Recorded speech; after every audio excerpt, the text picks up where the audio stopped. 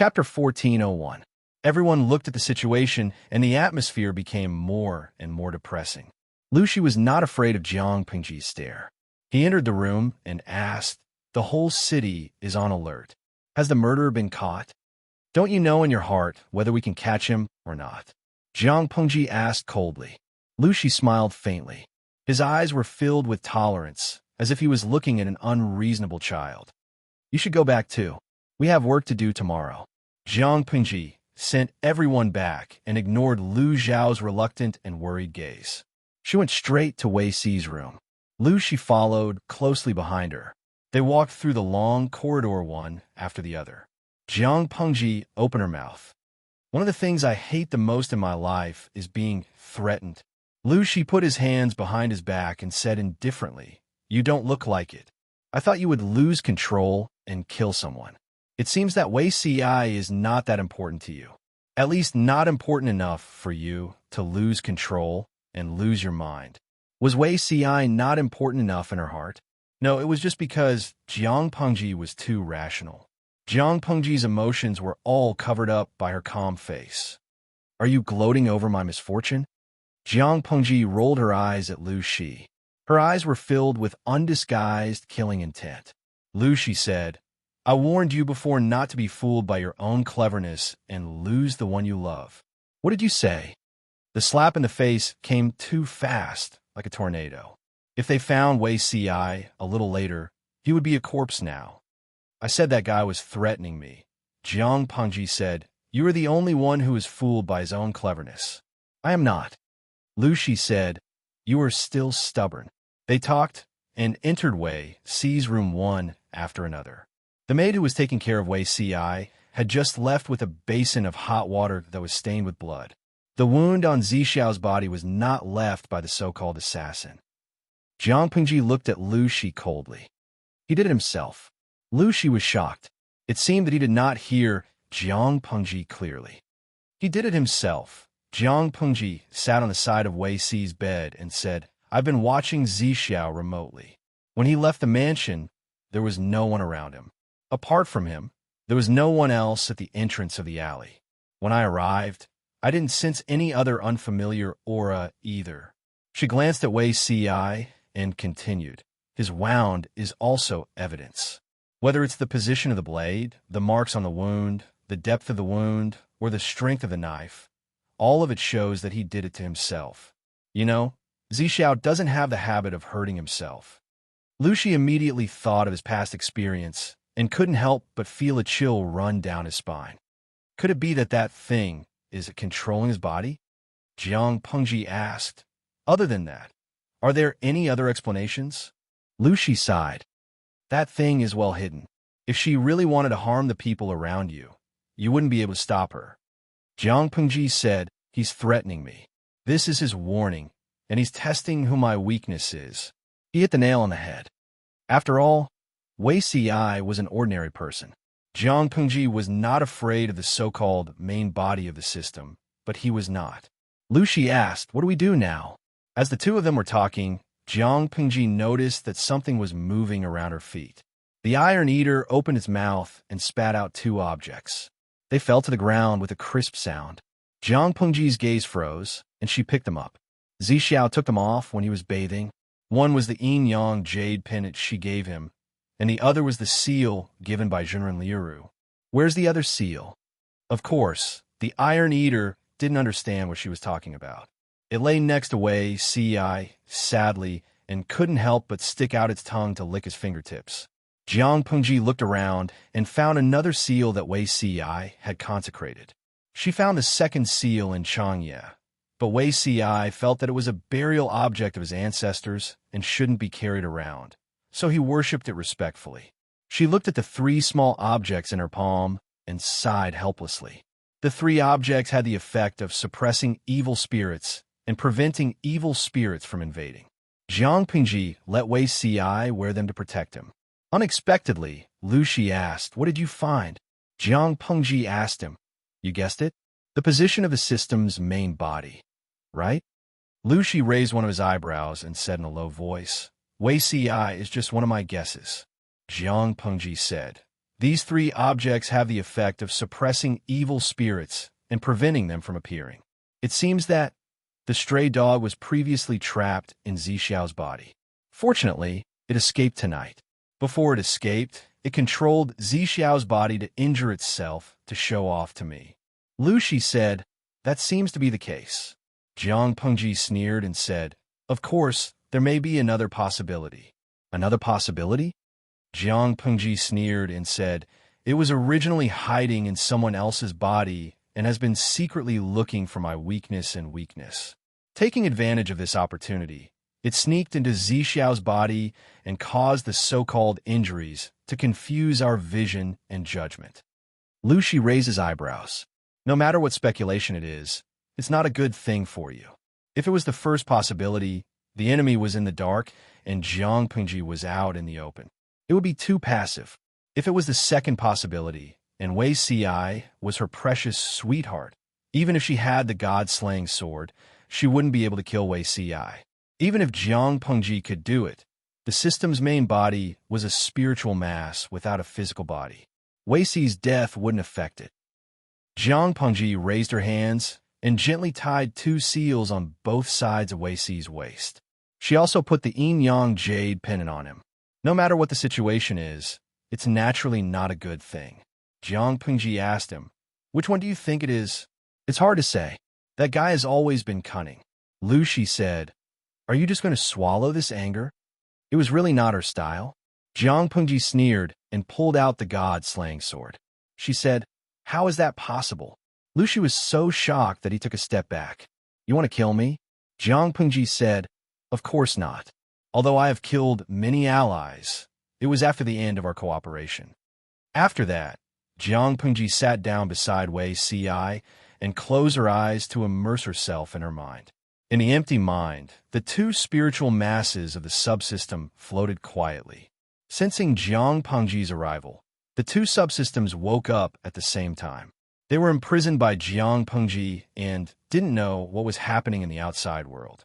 At that moment, they looked at Jiang Pengji with the god-slaying sword in her hand. The 2 subsystems were so scared that their hair stood on end. It was impossible for ordinary weapons to appear in this special area, but the god-slaying sword was an exception. They had a natural fear of the god-slaying sword. You, what are you doing here? System number 1 stammered. Chapter 1402. Again, subsystem number 1 said angrily, Jiang Pengji, you haven't had your period for a few years. Has all the blood rushed to your brain? Subsystem number 2 was also very timid, but since subsystem number 1 spoke up to embolden it, it was fine for her to jump out and say a few words. Last time you came to threaten us, you also said you would send us to the Western Paradise. Do you really think the Western Paradise belongs to you? The 2 subsystems cooperated to taunt her. Jiang Pengji had imprisoned them for many years without doing anything, so they gradually felt at ease. Even if Jiang Pengji came with a god-slaying sword, they still didn't believe that she would really do anything to them. Is she not afraid of the main body of the system? Is she willing to idle in the streaming room of 2 dimensions? Humph, the thunder is louder than the rain. Whoever is afraid is a puppy. The subsystems silently encouraged themselves, but Jiang Pengji, who should have been in a frenzy, only smiled coldly. Their eyelids twitched, and they panicked for no reason. Jiang Pengji stood not far away. The god-slaying sword was unsheathed, and the shiny blade emitted a chilling, cold light. Subsystem number 1 said dryly, hey, give us some reaction. We are very nervous when you're like this. Jiang Pengji tilted her head and sneered. Her black, shoulder-length hair slid down her shoulders to the front, and her thick black hair covered half of her face. If something happens to you, your main body will feel it, right?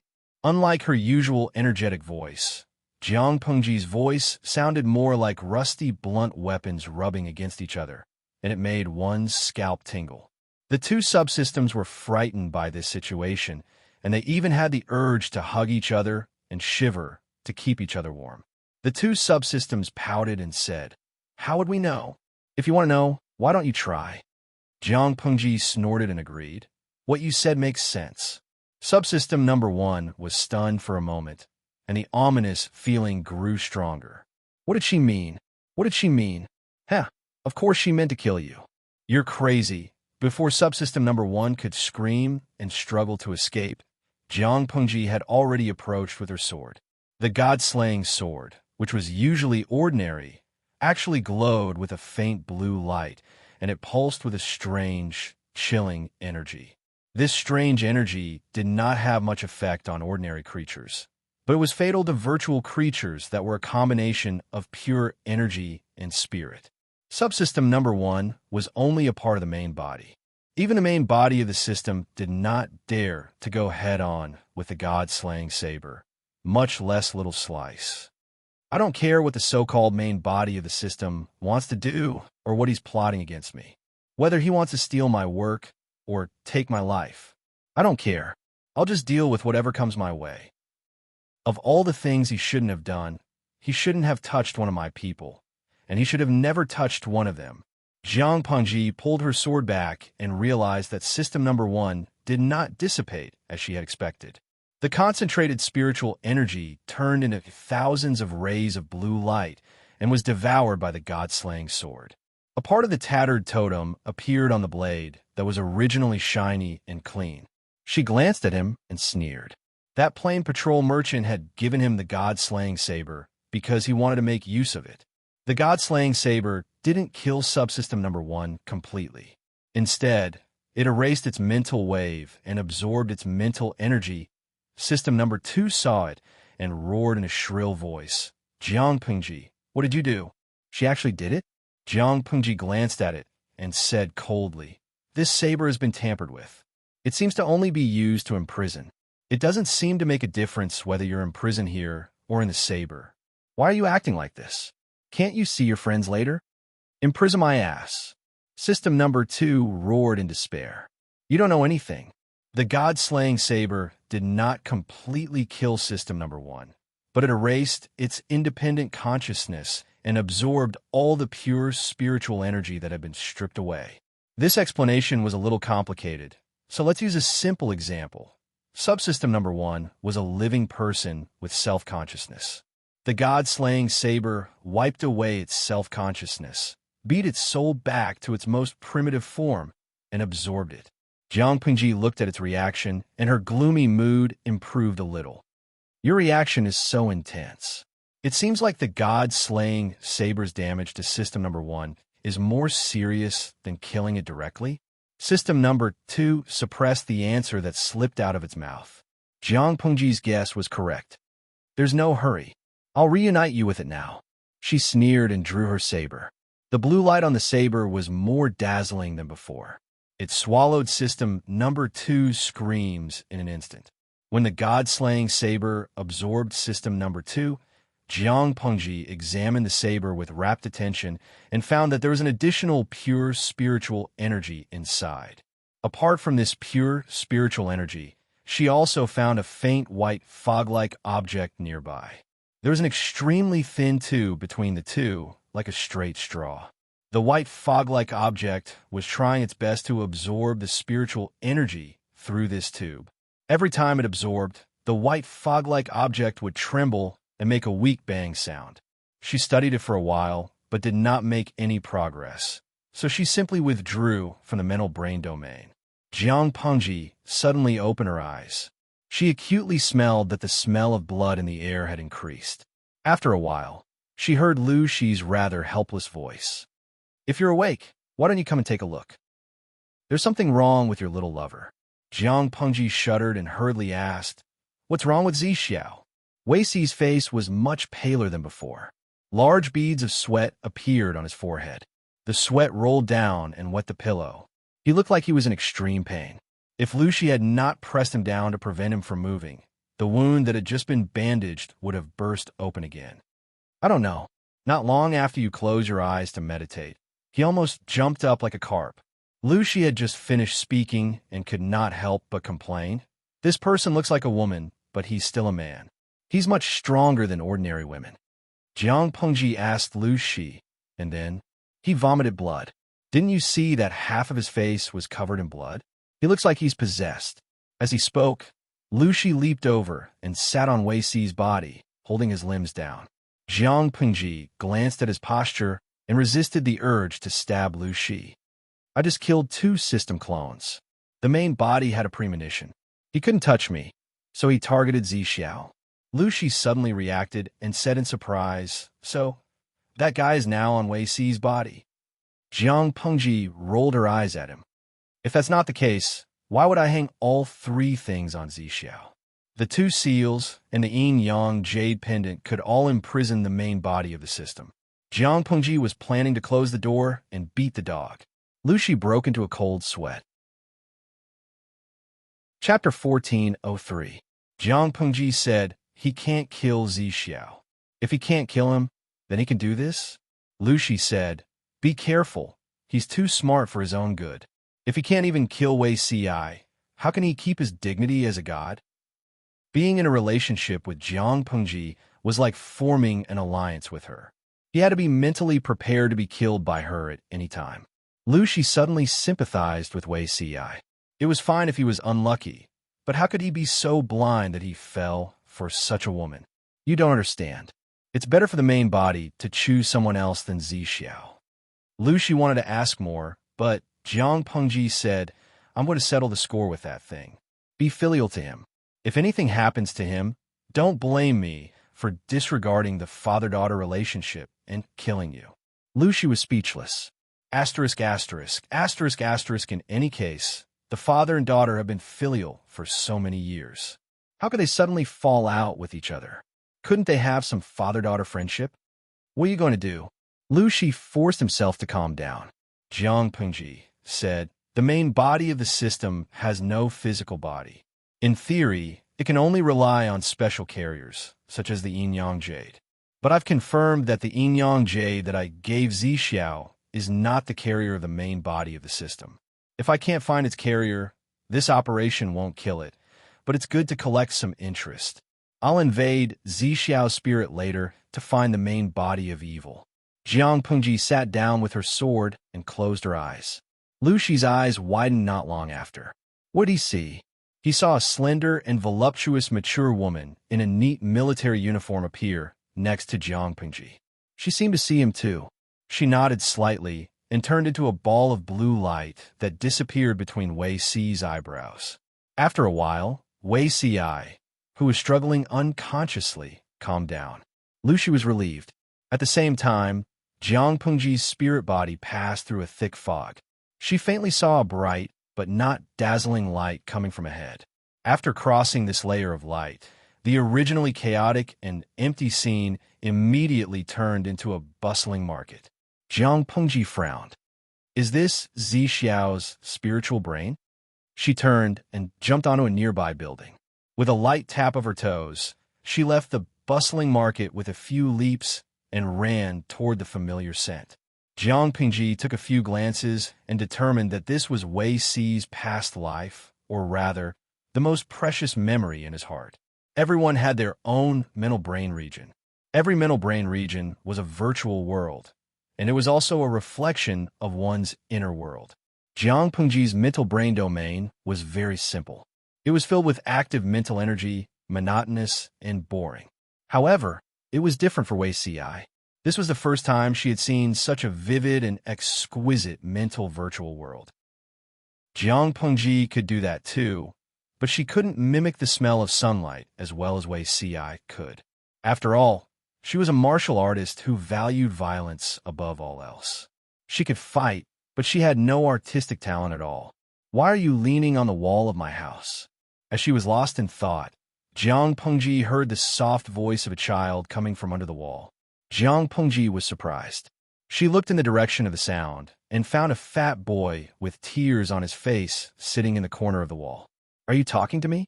Jiang Pengji pointed at herself. The boy could see her. Could it be that the boy in front of her was an extremely important person to Wei Si, so he came alive in his spiritual world? Jiang Pengji noticed that many people's faces in the market were very blurry. This meant that Wei Si's memory of them was very shallow. The boy in front of her looked delicate and cute. His eyes were dark and bright under his thick eyelashes, and Jiang Pengji liked him. "Of course I'm talking to you. Are you from a foreign country? The boy raised his hand to wipe away the tears on his face. His eyes were as red as a rabbit's. A foreign country? Jiang Pengji lowered her head and glanced at her attire. She had not worn the federal military uniform for a long time. She pulled out the god-slaying sword and used the reflection of the blade to clearly see her current appearance. It was not the familiar face of Lu Shi, but the face she had used for more than 40 years in her past life. Jiang Pengji's beauty in her past life was needless to say. Every time the army recruited new recruits, the adjutant liked to use her refined image to deceive the new recruits who graduated from the military school. Even if she had a cold and aloof face, outsiders would feel that she was exuding strong hormones. When she wore a solemn and orderly military uniform, outsiders would also feel that it was a uniform temptation. In the words of the salted fish in the streaming room, she could rely on her face to make a living, but she had to rely on her fists. The only difference was probably the color of her hair. Jiang Pengji twirled a lock of hair with her fingers and frowned slightly. Her original hair color was pure black, but now it was a warm and flamboyant fiery red. Coupled with the exotic vixen face, it was no wonder that the boy suspected that she was from a foreign country. Speaking of which, how did her hair change color? I'm from a foreign country. Do you know where this place is? The boy was a little depressed. Of course I'm from my home. Jiang Pengji looked at him and asked, This is a very remote corner. Why are you here? Where are the servants?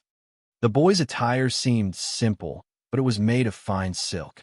It was not something that a child from an ordinary family could afford.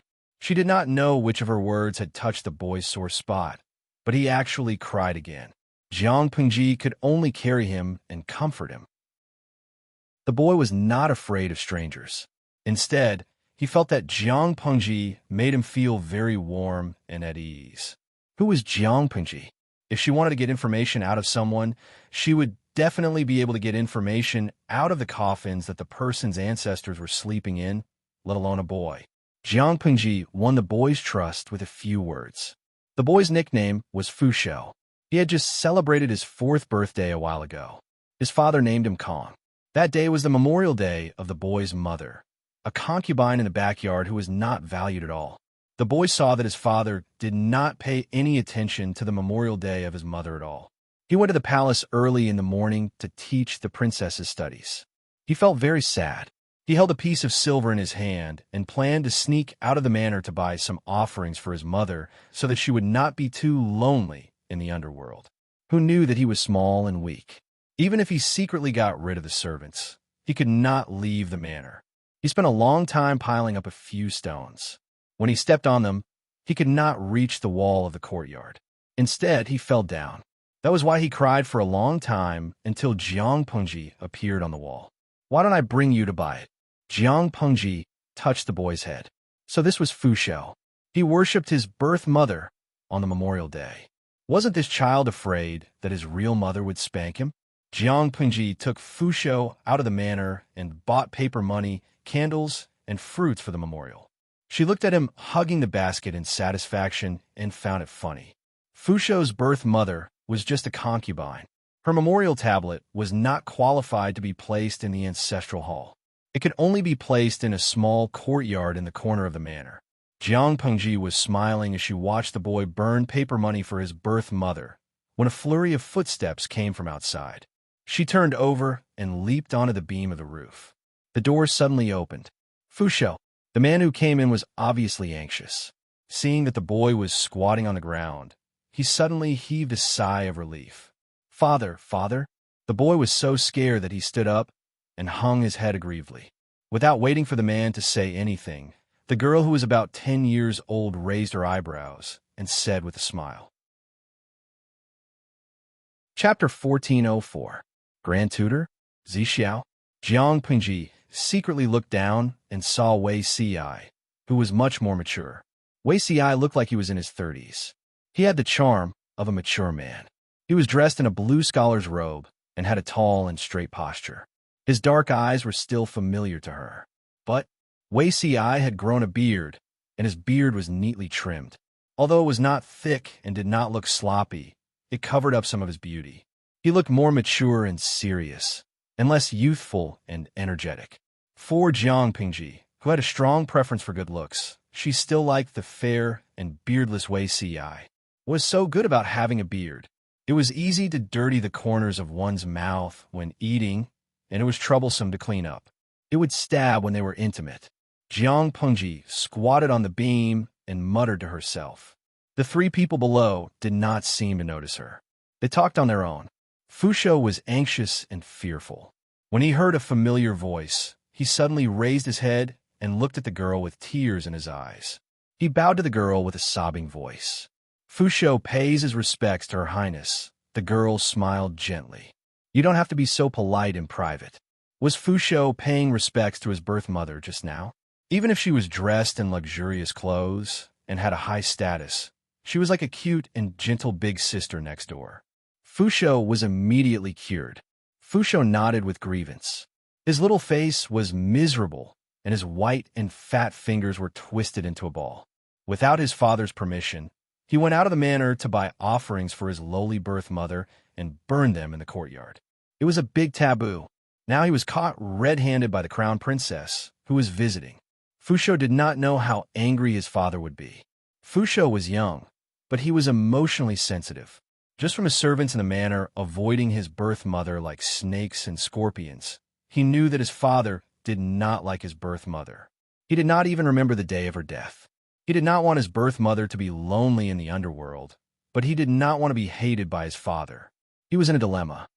Fusho is very filial. The crown princess smiled and rubbed the little knot on his head.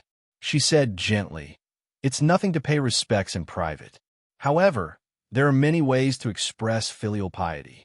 If outsiders see it, it will inevitably damage the reputation of the Grand Tutor." Fusho said with tears in his eyes, "Will that happen? In the past few days, the people have been busy preparing for His Majesty's birthday. That is a day for the whole country to celebrate." The crown princess sighed and said, "You burn sacrifices in private in the mansion. Those who know about it will say that your filial piety is commendable, but those who don't will think that you are evil. Do you understand?" How would Fusho know about this? He even found out about his mother's death anniversary by chance. Although the birthday was an important festival, he was still young, so he only knew that on this day, the mansion was particularly happy. Even his father, who was always as cold as water, would show a little smile. Last year, he even took him to the night market to see the lanterns. Now that Her Highness had mentioned it, he knew that the day of his birth mother's death had coincided with His Majesty's birthday. Fusho scratched his small face and apologized to Her Royal Highness sister. He seriously said that he had learned a lesson. That's right. Burning joss paper money for the dead is not filial. Fusho should listen to Grand Tutor's words and learn seriously from him. When you grow up, you will be a talented person. If your biological mother knows this, she will be happy. Don't you think so? Fusho nodded solemnly. Your Highness. Wei Si, who was on the side, interrupted the conversation between the two with slight disapproval. Why is Grand Tutor so cautious? If Fusho becomes a talent in the future, will Grand Tutor be able to restrain him for a lifetime? The smile on Crown Princess Chongqing's face faded slightly. She said seriously, I treat him like a younger brother. I will take care of him in the future. Wei Si's expression was complicated. How could Fusho know about the eye contact between Crown Princess and his father? He clenched his fist and said, Then Fusho should be as knowledgeable as father, become a famous scholar, and be a Grand Tutor in the future. The smile on Chongqing's face was slightly stiff. She pinched Fusho's chubby face with regret. This is difficult. Fengyu is much more knowledgeable than you. Even if you want to be a Grand Tutor, you have to win against him. Fusho pouted in frustration. He knew who Fengyu was, the sickly man who always pinched his face behind his back and said that he was fat. He didn't like Fengyu, but his father often praised Fengyu in front of him. This was a great blow to his young heart. Why must I win against him? Fusho said, He is so much older than Fusho. It's not fair. Princess Chongqing crossed her arms over her chest and said with a smile, Because I decided on him. Fusho said, Because he is the study companion of your Highness's sister? Chongqing said, It's more or less related to this, but the most important thing is that he is liked by me. Fusho said dejectedly. Is Fusho not liked by your highness's sister? Chongqing rubbed Fusho's chubby face. You silly child, my liking for Fusho is different from my liking for Fengyu. Isn't liking just liking? Of course, Fusho didn't understand.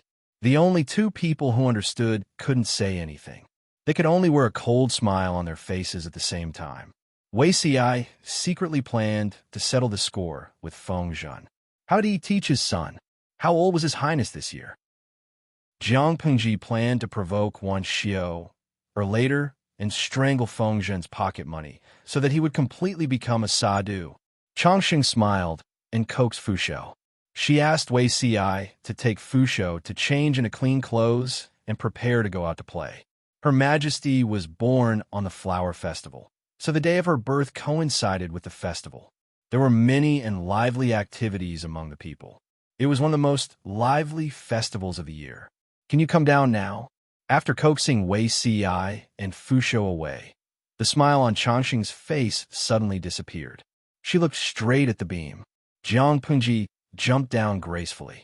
Chongqing subconsciously took half a step back. When she saw Jiang Pengji's face, her eyes flashed with amazement. A foreigner? What's your purpose in hiding on the beam?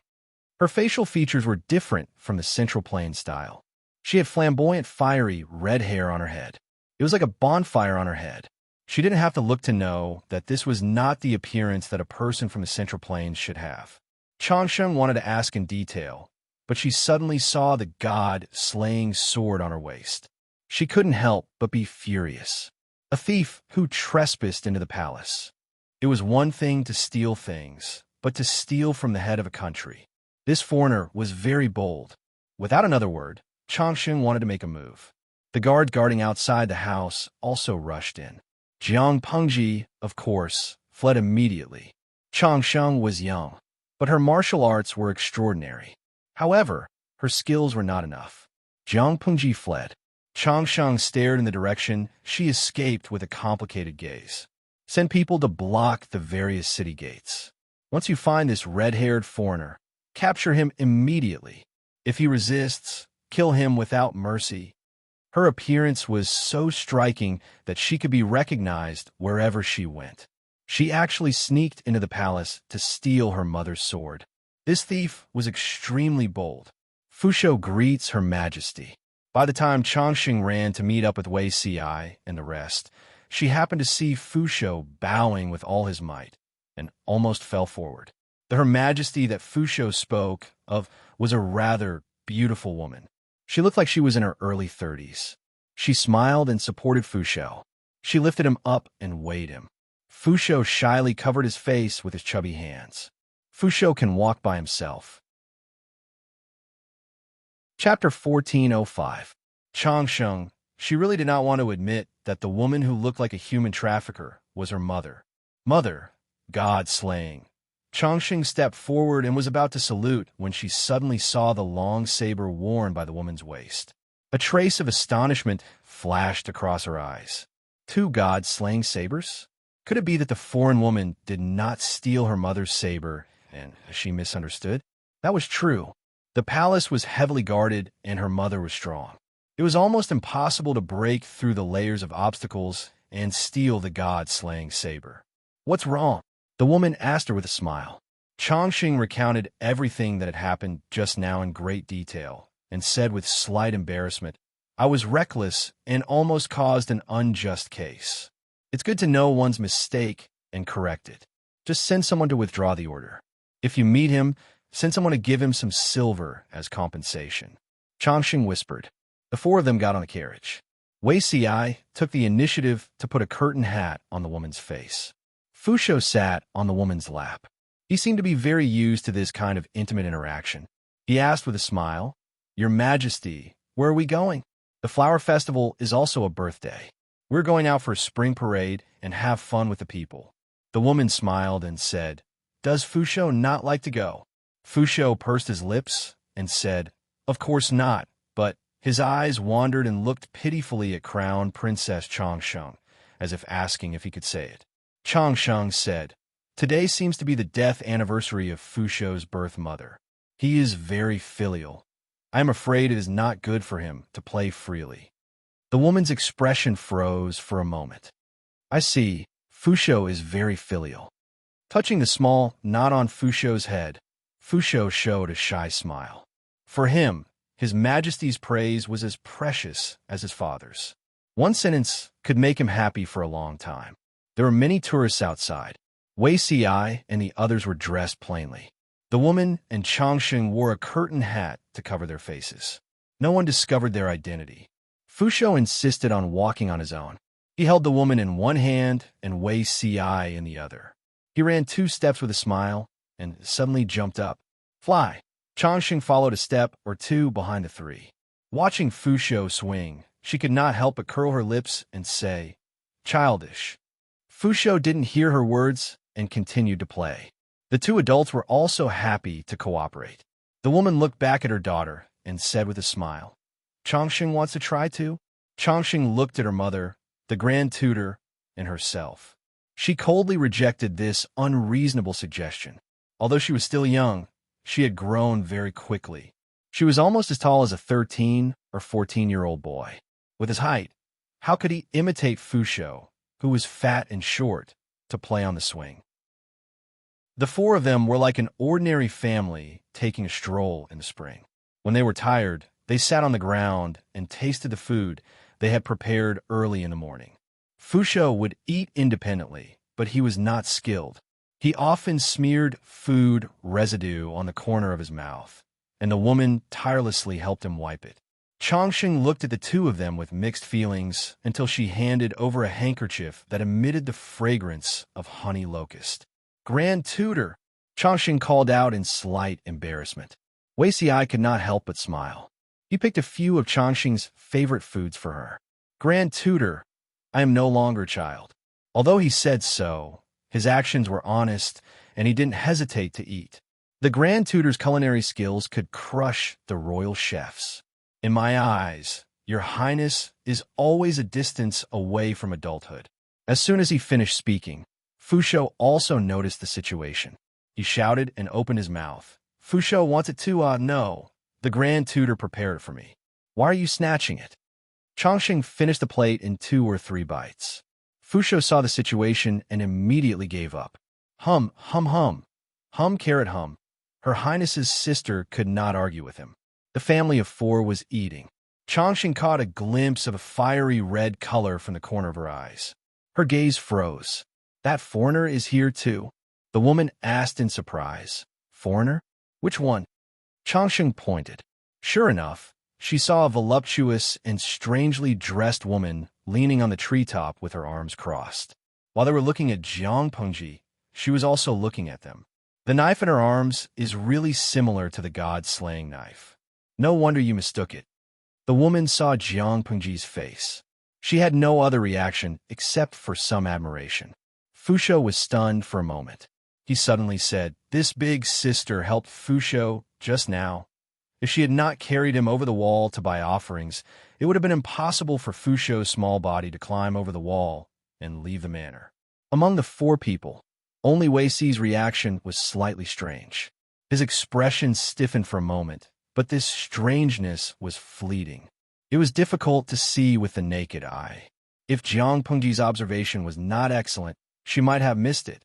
She said with a smile, "After searching for a long time, it turns out to be here.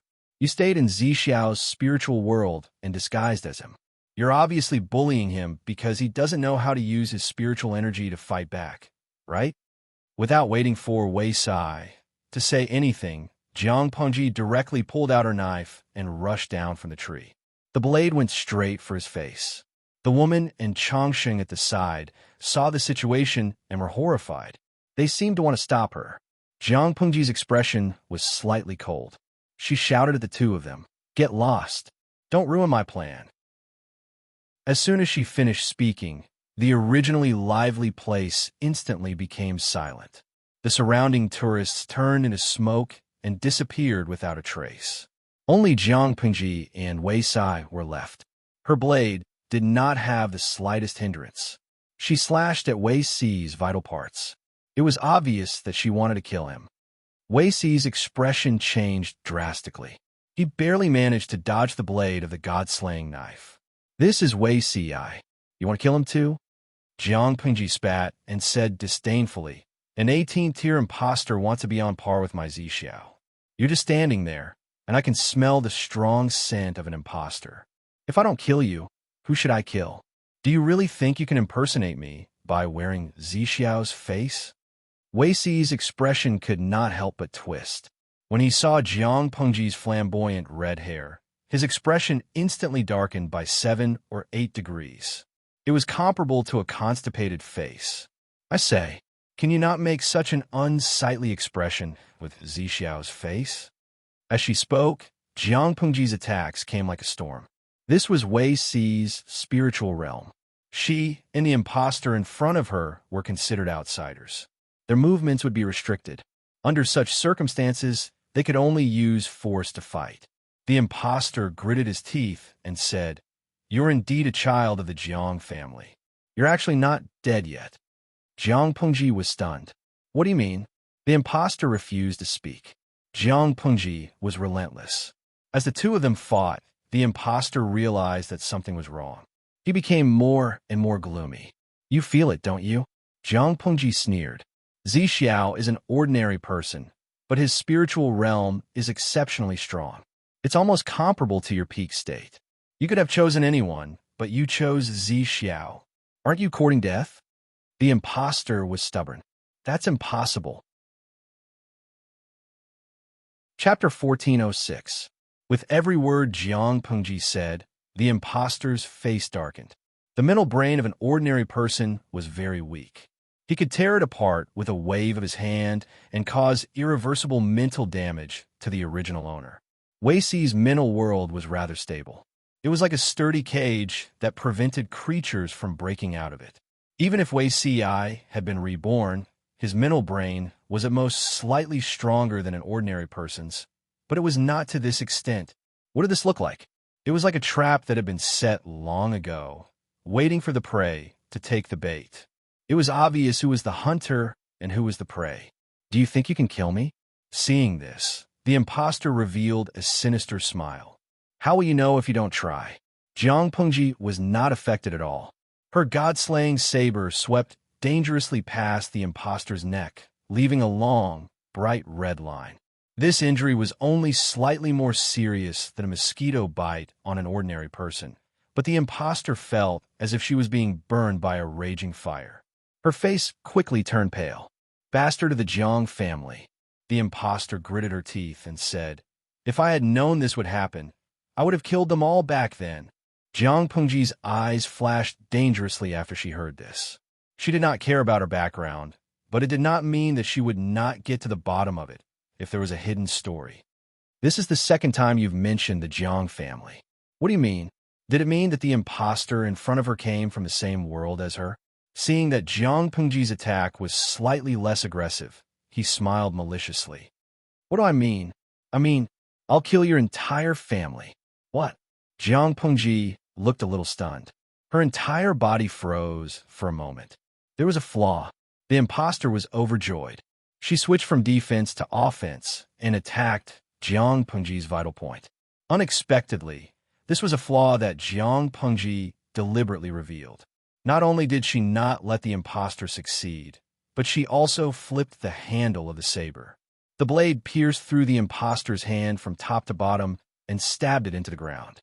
"Now we can have a proper talk." Jiang Pengji smiled wickedly and stepped on the imposter's back to prevent her from turning around. She grabbed the imposter's chin with one hand and forced her to look up at her. "What did you mean by kill my whole family?" As you know, the god-slaying saber is just an ordinary saber against normal creatures. However, against a virtual spiritual creature like you, which is a combination of pure energy and mental strength, it is fatal. Even a small wound can cause great damage. The imposter snorted and ignored Jiang Pengji's threat. Jiang Pengji said, "Tisk, aren't you quite strong-willed? Are you really determined not to confess?" As she said that, the hand holding the hilt of the knife ground twice, the blade stirring the wound on the imposter's hand. With the wound as the center, the imposter's hands turned from solid to solid spiritual energy. Then, the spiritual energy turned into blue light and was greedily absorbed by the god-slaying saber. Jiang Pengji clearly saw the fear and despair in the imposter's eyes. "If you tell me, I might spare your life." She coaxed the imposter with a seductive tone. The imposter snorted coldly. Of course, she would not believe Jiang Pengji's words. "Do you think I can't find out what I want to know if you refuse to tell me?" Jiang Pengji bent down and used a little force with the tip of her foot to break the imposter's spine. She raised her hand and held his face as he rushed toward her. She sneered and said, "Don't forget, this is Zixiao's spiritual brain region. You and I are both virtual bodies solidified by our spiritual consciousness. If one side is weak and the other is strong, then the weaker side is equivalent to running away in front of the stronger side. As long as I want to, I can destroy your virtual body. Tell me, what can you hide from me?" After hearing that, the imposter's face turned as white as snow. "I thought, with this face, you at least show some mercy." He was so depressed that he wanted to vomit blood. When a normal person saw their lover hurting them, most people would say, "I don't believe it, I don't believe it." However, Jiang Pengji did not play by the rules and hit him even more fiercely. "You're wearing Zixiao's face and acting coquettishly. Of course, I can't tolerate it. How can I show mercy?" As soon as she finished speaking, she let go of the imposter's chin, grabbed his hair, and pressed him to the ground. An illusory but sticky flame appeared in the palm of her hand. Like a wildfire, it quickly spread from her palm to the imposter's head and limbs. Without waiting for the imposter to scream, Jiang Pengji let go of her hand. The god-slaying sword was afraid that the imposter would be incinerated by the flames, so it hurriedly increased the speed of absorption. In the time it took to take a breath, the imposter was completely incinerated. A small part of the totem on the body of the sword was completed. Jiang Pengji also obtained the information she wanted. She pulled the long sword out of the ground and found that the totem on the body of the sword was one size bigger, but it was still incomplete. It was obvious that the imposter was not the main body of the system. She curled her lips and said uninterestedly, "TSK, I thought it was a big fish. I didn't expect it to be another shrimp." She observed the size of the totem and found that 1/3 of the totem pattern on the body of the sword had been restored. Previously, it was only 1/10.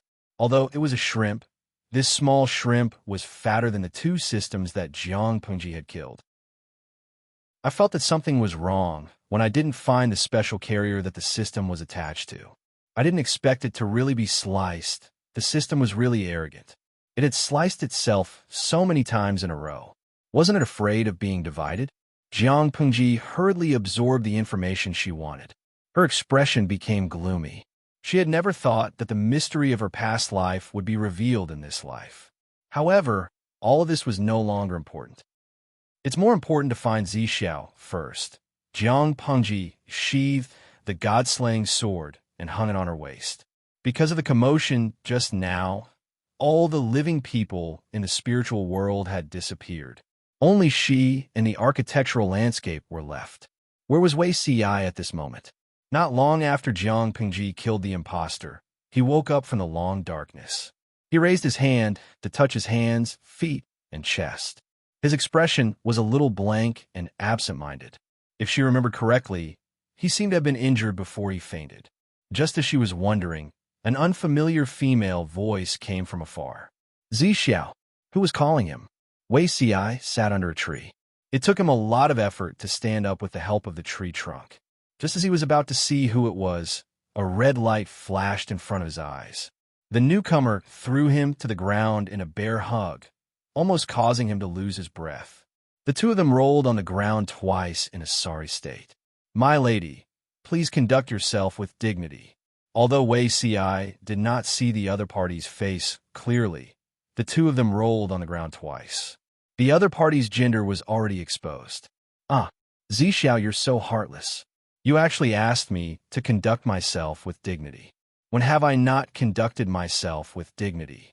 An unfamiliar voice, but a familiar feeling. Wei Si stopped pushing her away. Are you a foreigner? Who was this strange red-haired foreign woman in front of him?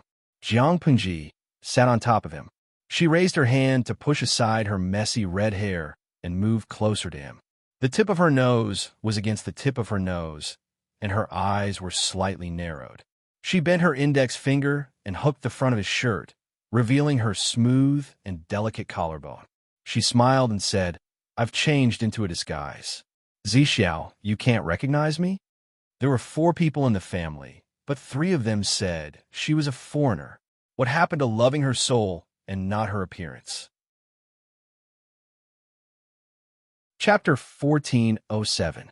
Zixiao, you've hurt my heart. If you don't believe me, feel it. It's so painful that it's bleeding. Jiang Pengji pressed down on Wei Si forcefully while she pitifully grabbed his hand to touch her chest. She almost scared the conservative Wei Si out of his wits. It was fine in the past. After all, a man and a woman were alone in a room. But now, they were in the wilderness. It was so embarrassing. My lord. Although they were separated by the material of her clothes, Jiang Pengji's figure was not fake. Wei Si's palm could easily feel the fullness. Jiang Pengji leaned over and said, Why? Have you recognized me? Even though Wei Si had experienced 2 lives, as a person who conformed to the rules in his private life, he really could not stand Jiang Pengji's boldness. Are you really my lord? He blinked his eyes in disbelief. The woman with enchanting eyebrows and a deep-set face in front of him, was she really his lord? Yes, I'm really your lord, Jiang Pengji said. Could it be that Zixiao dislikes my inhuman appearance? To the ancient people, the Han family of the Central Plains was a clan. Everyone other than the Han were barbarians, not to mention the barbarians with blonde hair and blue eyes or black bodies. Although Jiang Pengji's appearance was not that exaggerated, her flamboyant red hair was enough to classify her as a foreigner. Wei Si naturally did not mean that. He just did not expect Jiang Pengji to look like this. My lord, he called out to her with slight discomfort. Can you let me get up and tidy up my appearance? After he finished speaking, he tried to withdraw his right hand. How could Jiang Pengji let him succeed? She refused to let go. In just a few moves, she had unbuttoned his shirt, revealing a large part of his fair chest. Zixiao, do you know how sad I'm every time you reject me? Wei Si did not hold back. She was about to become a teenage mutant ninja turtle. What kind of world was this? My lord, Jiang Pengji had teased him enough. She looked at Wei Si's flushed face from his chest to the tips of his ears and cheeks. She generously let him go. You can't blame me for not being able to control myself. You can only blame yourself for being too likable. Wei Si could not get angry at all. He could only give her a look of disdain. Jiang Pengji secretly sighed with emotion. A beauty was indeed a beauty. She was so beautiful even when she rolled her eyes. If the imposter was still alive and heard Jiang Pengji's thoughts, she would probably beat her chest and stomp her feet in tears. He was wearing Wei Si's face. There was no difference between them. They were both breathtakingly beautiful. Why didn't Jiang Pengji show him any tenderness? Beauty complex? It's all a lie. Wei Si got up and tidied up his appearance. After making sure that his clothes were tightly wrapped, he felt a little more secure. My lord, where are we? He looked around blankly and found that the 2 of them were in a forest beside a river. The treetops were dotted with white flower buds, some of which had already bloomed shyly, some of which were still closed. After looking around for a while, he found that the scene here was very familiar. He asked again, before Si fainted, I remembered someone seemed to be trying to assassinate me. How'd I wake up here? Compared to these 2 questions, Wei Si was more curious about how Jiang Pengji became like this. Could she change back? It wasn't that he despised his lord's current appearance. It was just that the people in the outside world couldn't accept it. This was a difficult situation. We are in Zixiao's spiritual brain world. In layman's terms, you can understand it as a dream. This is the world you created, and it's also your dream. Jiang Pengji raised her hand and pointed to her head. She said, You didn't remember wrongly. Someone did try to assassinate you. However, I came in time to save the damsel in distress. I forcefully snatched you back from the king of hell. Zixiao, are you touched after hearing this? Jiang Pengji boasted about herself. Wei Xi listened with a face full of confusion. Except for his lord's boasting, he didn't understand the rest. Dream? Am I dreaming now? Wei Xi pinched his face. The real pain shocked him. He could feel pain. How could he be in a dream? Jiang Pengji was speechless. She smiled at his silly and adorable behavior. Zixiao, pain can't be used as a standard to determine whether you're dreaming or not. This is your dream. It's a virtual world you created. You're the master here. What's the point of feeling pain? If I'm dreaming, then why is my lord here? Wei Xi didn't understand. If he was dreaming, the lord in his dream should look like Lu Shi. How could she look like this? Of course, I came to your dream just to save you. Jiang Pengji walked to the riverside and looked at her current appearance. She smiled and teased herself. Even I feel unfamiliar with my current appearance. Zixiao, you don't like my current appearance? Wei Xi replied honestly, I'm a little surprised. But since you're my lord, I naturally like you regardless of whether you're beautiful or ugly. Jiang Pengji was strangely silent for a while. Zixiao, I have to correct your sense of beauty. Apart from my hair color, my appearance is also considered to be devastatingly beautiful. Wasn't she the leader of the 7th Army's attractiveness? How many naive and ignorant military school graduates could be fooled by her refinement, drawing every year when the army recruited new soldiers? I used to like simplicity. Now I think my lord is good like this. I don't know if it's true that you're devastatingly beautiful, but you're indeed beautiful. Jiang Pengji chuckled. Zixiao's desire to live is quite strong. Wei Xi responded with an awkward smile. How would he dare to provoke his lord in such a state? Jiang Pengji was right. Wei Xi's desire to live was indeed strong. This is the outskirts of the capital. Wei Xi carefully identified and remembered where the two of them were. Back then, Her Majesty was busy with court affairs. Other than a few days before and after her birthday, when she could take a breather, she had very little private time. Only during the few days of her birthday could the family avoid being noticed by all parties and quietly come out to relax and play. Jiang Pengji asked, "Is this place very important to you, Zixiao?" She realized that most of the figures of the tourists were illusory and blurry. Only the scenery and objects were exquisite and real. This meant that the master had carefully observed the surrounding scenery and remembered every detail. That was why the virtual world had such realistic feedback. I come here often. Wei Xi revealed a smile. Does my lord know how to wake up from the dream? Jiang Pengji said, "Of course. Kiss me, and I'll tell you." Faced with such a rogue and willful lord, Wei Xi could only sacrifice his sexual appearance. Unexpectedly, when he got closer, drowsiness surged like a tide. Jiang Pengji supported the unconscious Wei Xi, placed him on the ground, and left the spiritual world. When she opened her eyes, the night sky outside was still dark. She could still hear the crackling of the candles. "You're awake? Has that person been dealt with?" Lu Shi had been paying attention to Jiang Pengji's movements. Seeing that she had woken up, he heaved a sigh of relief and hurriedly asked for the results. Jiang Pengji said, "The hidden danger attached to Zixiao's body has been removed. However, that wasn't the main body. The other party's cunning and cautiousness are far beyond my imagination. If we can't get rid of the root of the problem, he will make a comeback. It won't be so easy to deal with next time." Lu Shi's expression suddenly became solemn. Chapter 1408. Seeing Lu Shi's grief-stricken expression, Jiang Pengji sneered. "I'll deal with whatever comes my way. I'll cut him down every time he comes." Lu Shi rolled his eyes at her. It was easy for her to say that. She was not afraid of the system, but Lu Shi was different. If the system found him and controlled him, he could do nothing. "If he controls me again," before Lu Shi could finish, Jiang Pengji said coldly, "Don't worry. If you're controlled, I'll kill you." Lu Shi was speechless. "I'm worried that you'll kill me. You've been pretending to be father and daughter for almost 10 years. You're a role model in the eyes of outsiders. Can't you maintain your image? The system hasn't been broken yet, but this cold-blooded woman is already sharpening her knife to become an ally. What about the principals? Ever since the two actresses shed all pretense of cordiality, the so-called father-daughter relationship has long been fed to the dogs. Jiang Pengji yawned and chased him away without saying anything. It's getting late. Father, why don't you go back and rest? I'll take care of Zixiao. Father, you better send someone to inform Zhao. Something big happened tonight. I'm afraid he won't even have the mood to consummate his marriage.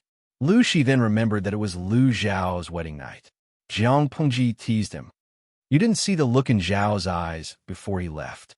You don't know how worried he was. He was probably afraid that we'd kill each other. Lu Shi said calmly. Although he's a little smart, he thinks he's smart. Does he really think no one knows what he's thinking? At first, he still had some expectations for Lu Zhao, but Lu Zhao, he had been pretending to be a pig to eat a tiger for a long time. It was impossible for Lu Shi to say that it was not a pity, but it was enough to see Lu Zhao live a peaceful and happy life. That was also his mother's wish. Why don't you talk to him honestly, lest he thinks too much and causes a disaster? Jiang Pengji suggested sincerely. Lu Shi was slightly tempted, but he quickly calmed down. He said indifferently, some things are far better not knowing than knowing. Some things are fine to tell him, but some things are better left unknown. How do you want me to confess my identity to him? Jiang Pengji saw that he chose to continue hiding it and sighed. I respect your choice. Although she and Lu Shi were on opposing sides, it was not their original intention. To put it bluntly, both of them were victims. If they could coexist peacefully, Jiang Pengji would not deliberately provoke a dispute.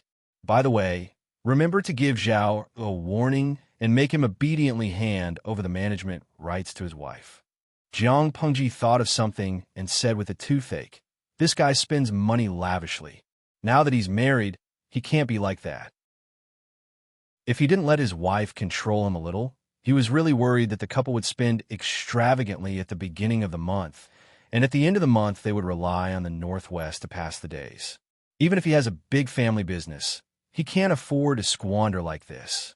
To put it bluntly, she still disliked Lu Zhao for being a playboy. She was going to have a family in the future, so she had to save up some money to support her son. She couldn't just give it all to Lu Zhao, the prodigal. The corner of Lu Shi's mouth twitched. He wanted to refute, but he couldn't find anything to refute. Lu Zhao was indeed a prodigal. If he brings his bride to serve tea tomorrow morning, I will punish him. No matter how the plastic father and daughter fought openly and covertly, they had to be courteous on the surface. Jiang Pengji stood up to send Lu Shi off, then returned to Wei Si's side. She raised her hand to touch his forehead to make sure that his temperature was normal. She then found a table, leaned sideways, and closed her eyes to take a nap. Until daybreak, Wei Si's temperature was normal. His wound was clean, and there were no signs of redness or inflammation. Why aren't you awake yet? Jiang Pengji raised her hand to poke his face, and a dimple appeared on his cheek. Master Lanting, do you need to prepare breakfast? The housekeeper of the Wei Manor had not slept the whole night. The sky had just brightened, so he arranged for the servants to prepare the toiletries for Jiang Pengji. He didn't know the relationship between Jiang Pengji and Wei Si, but the latter valued Wei Si. One could imagine that Wei Si's future was promising. As a servant of the Wei Manor, the housekeeper was naturally happy to see that happen. He served Jiang Pengji with even more caution, not daring to neglect her. Prepare it. Remember to make it light. Oh yes, prepare a bowl of plain porridge for Zixiao. Keep it warm on the stove so that he can eat it when he wakes up. Jiang Pengji rubbed her eyebrows. Even though staying up late did not affect her much, Lu Shi's body could not be compared to her original body. There were still some side effects from staying up late.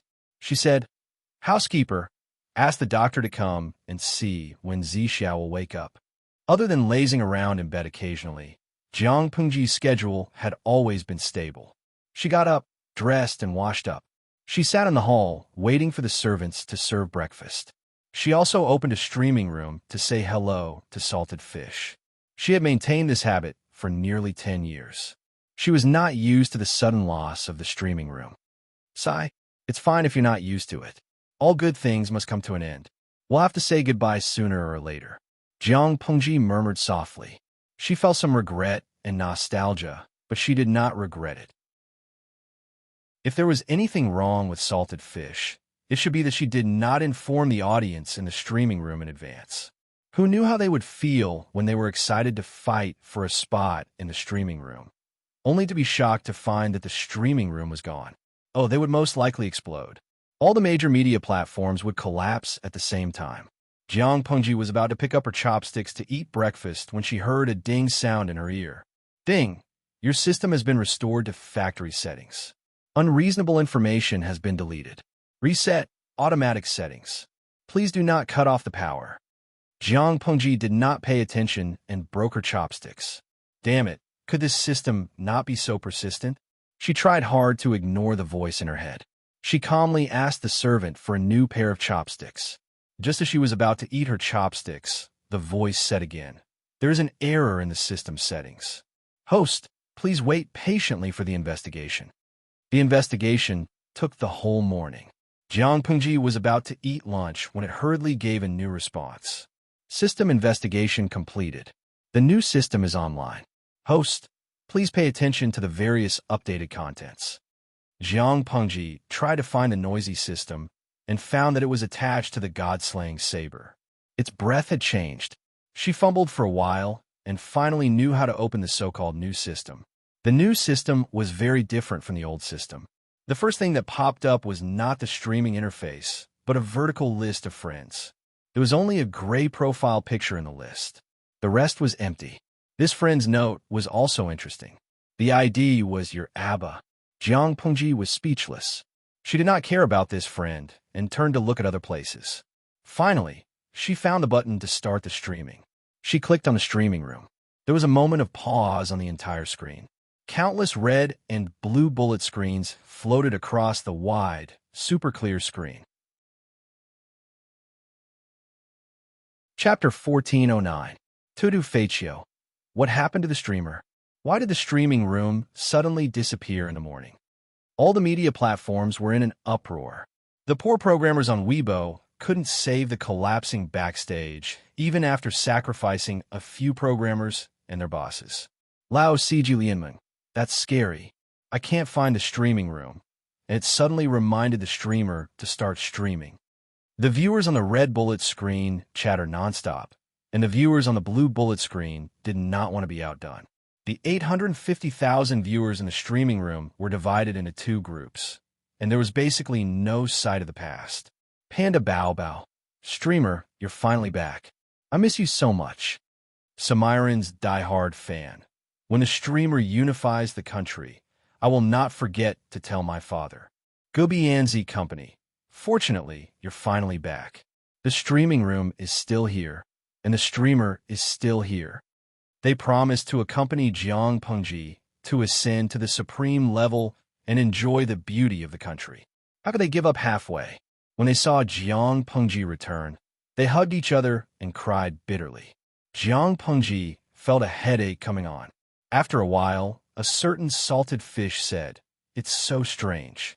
There are so many bullet screens today." Jiang Pengji secretly curled her lips.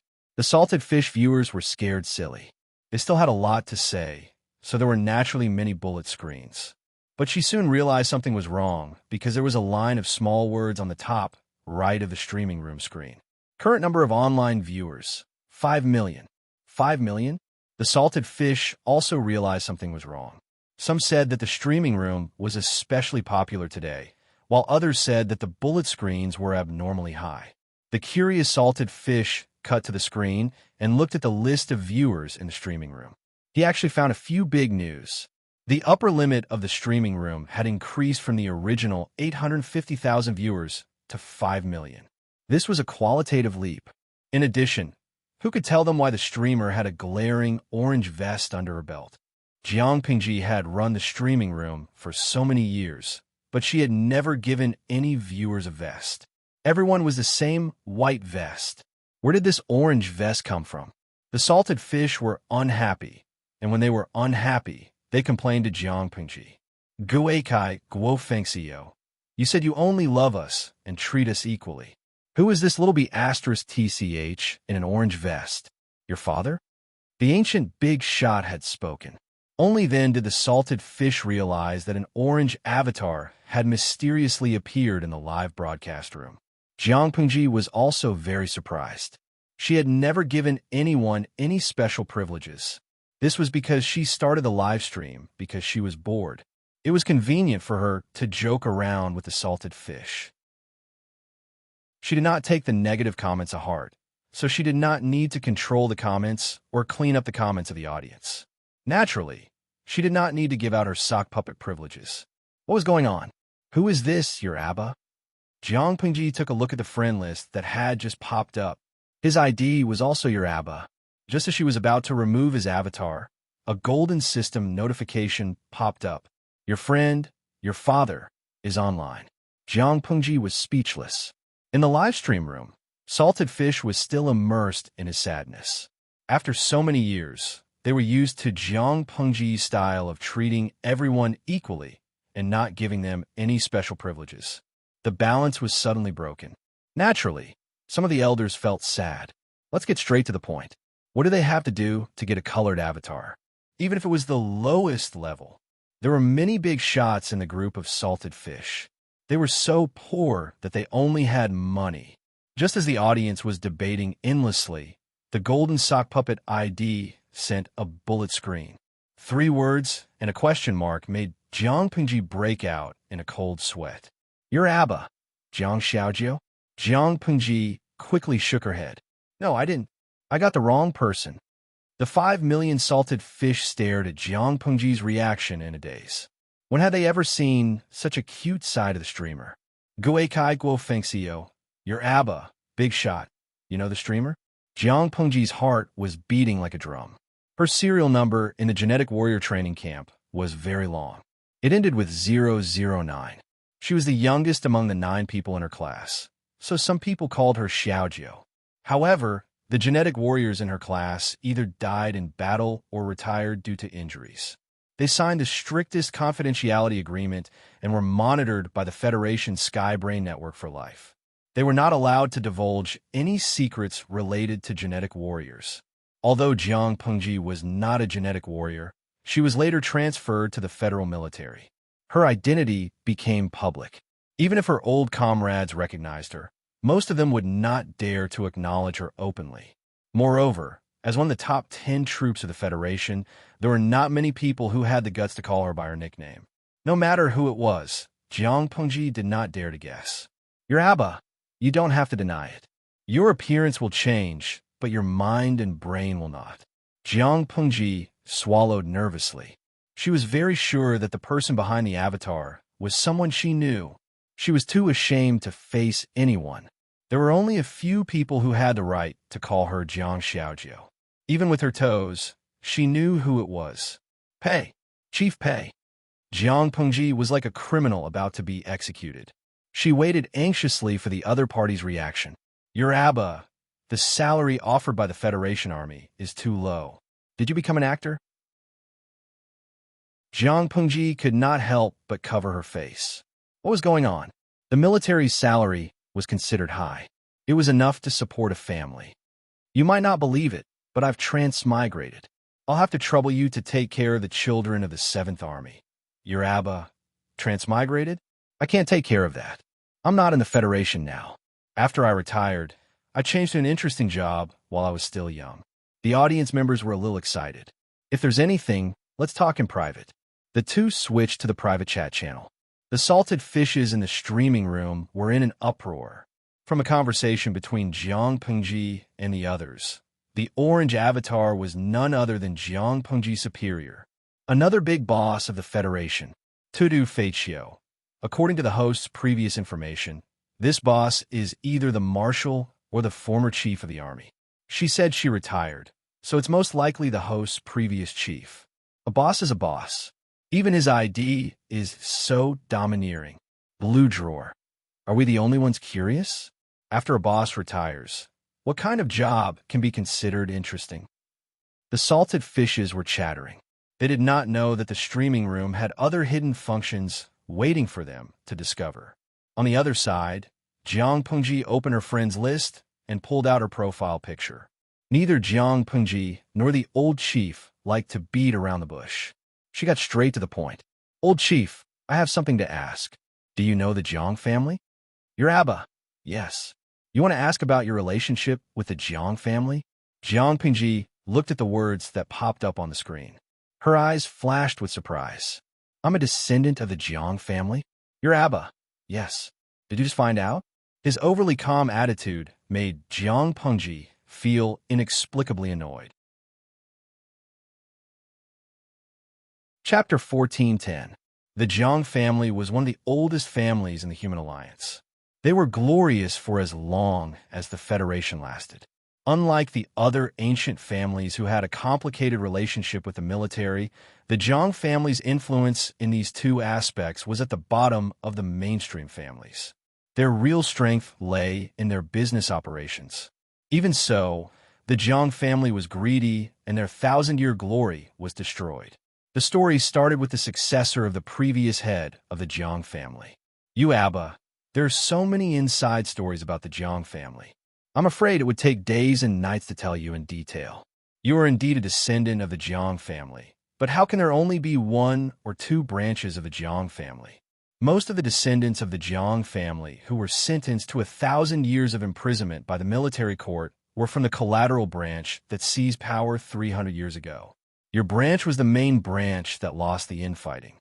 Jiang Pengji thought of something and waited quietly for the other party's answer. You Abba, 300 years ago, the number of people in the main branch declined. The power in the family was far less than that of the collateral branch. The internal strife of the Jiang family indirectly affected the business of the Federation. The Federation also intervened in private. No matter what, the main branch was expelled from the core circle of the family. In other families, it was just a normal power struggle and replacement, but it was different for the Jiang family. According to the investigation, the Jiang family had been infiltrated by foreign forces through the collateral branch a long time ago. After the collateral branch took power, the Jiang family became a channel for foreign forces to steal federal secrets. Jiang Pengji couldn't help but gasp and clench her fists secretly. The Federation didn't react at all. You Abba, what reaction? The Jiang family had been around for thousands of years. There were at least 90 collateral branches. They had a large number of people, and the relationship between them was even more complicated. The foreign forces started from the most inconspicuous collateral branch and spent 2 or 3 generations of effort to slowly climb to the core of the family. The Jiang family didn't even realize it, let alone the Federation itself. If the spy in the Jiang family didn't repeatedly sell information and secretly sell the war secrets of the Federation, which made the higher-ups of the Federation suspect that there was a spy, how could they find the real culprit? Jiang Pengji said. Even so, it's impressive that they had the patience to set up such a big plan and hide it from the Federation and the Jiang family. Your Abba, before I retired, this was one of the main projects that the Federal Special Case Department was secretly investigating. Most of the side branches of the Jiang family who were in power were sentenced to 1,000 years in prison. What was puzzling was that the main branch, which was not involved in this matter, had met with trouble one after another. According to the investigation, it was suspected that there was another hidden force that was even more secretive that added fuel to the fire for the foreign forces to plot so smoothly. Jiang Pengji suddenly remembered what the system had said when it sliced her up. I'll kill your whole family. Something happened to the main branch after the internal strife failed. Could it be the system's doing?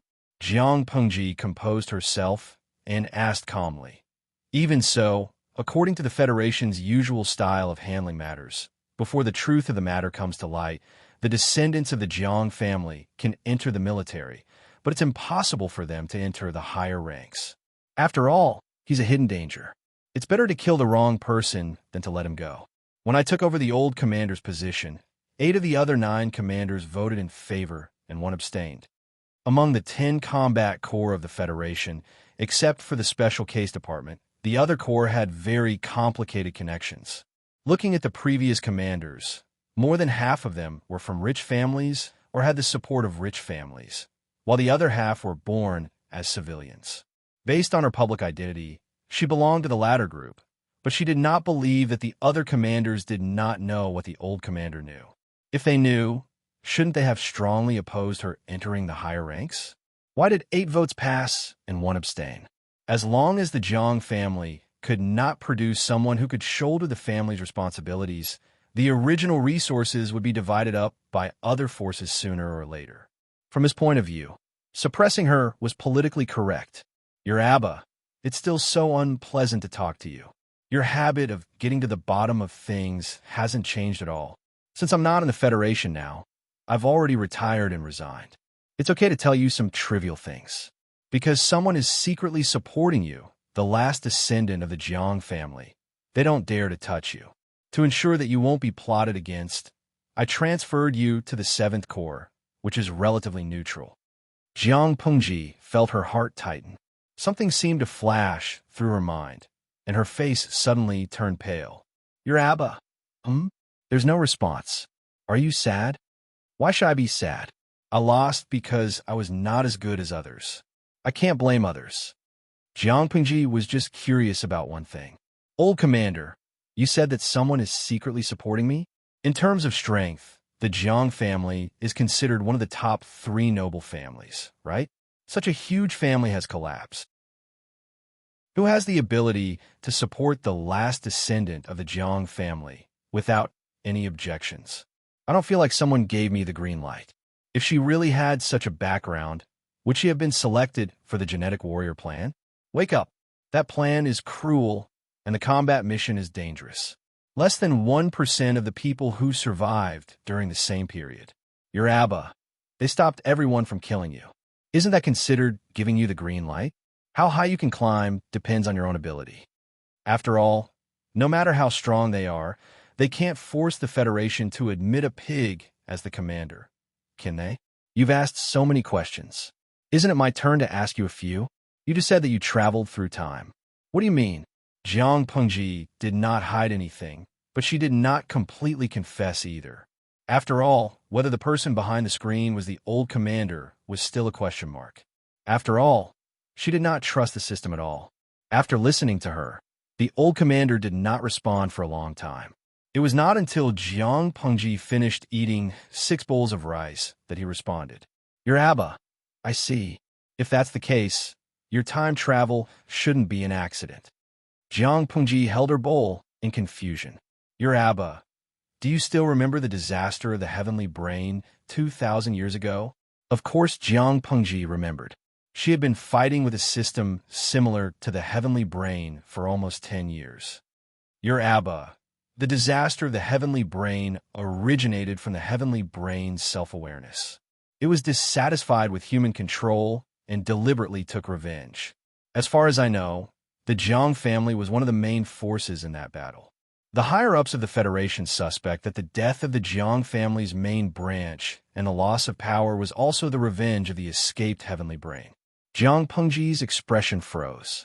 She asked, has the heavenly brain been captured? Your Abba, not yet.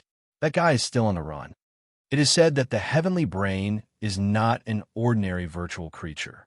The Federation can't do anything to it. However, they can't do anything to the heavenly brain, but you are different. That was one of the reasons they compromised. Jiang Pengji reacted. An absurd thought appeared in her mind.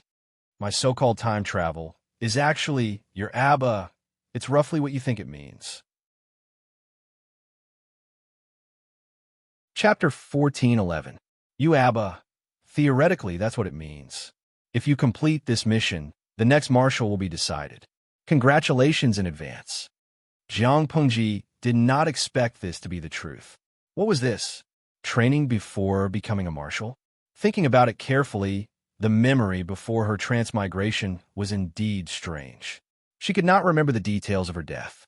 She only remembered an explosion, and then she lost consciousness. Jiang Pengji smiled bitterly. Don't we still have the old chief who can fight? You Abba, I've already retired and found a new job. I don't plan to go back to work in the future. So what if I'm the head of the Federal Army? The salary is low, the benefits are bad, the vacation is less, and there are many fights. Even if I become a marshal in the future, the overall benefits will not increase much. If you don't want to work anymore, I can recommend you to do a part-time job. Speaking of which, this job is really interesting. It's very comfortable to vent your anger. Jiang Pengji recalled the old chief's words, and her heart skipped a beat. He said he was no longer in the federal army and found new job. He even revealed a lot of confidential information during their conversation. As the former head of the military, even if he had retired, the confidentiality rules were still in effect. How would he tell her without holding back?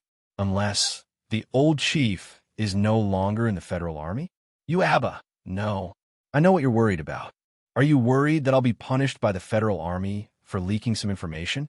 If they want to punish me, they have to find someone to do it. I'm quite safe now, and the working atmosphere is very relaxed. I'll mail you some local specialties one day. The world you transmigrated to seems to be quite backward. There should be various inconveniences in terms of food. Jiang Pengji said, you can still mail it? She deeply suspected what kind of job the old chief had found. How could he appear on a friend list and say that he could mail it? You Abba, wait.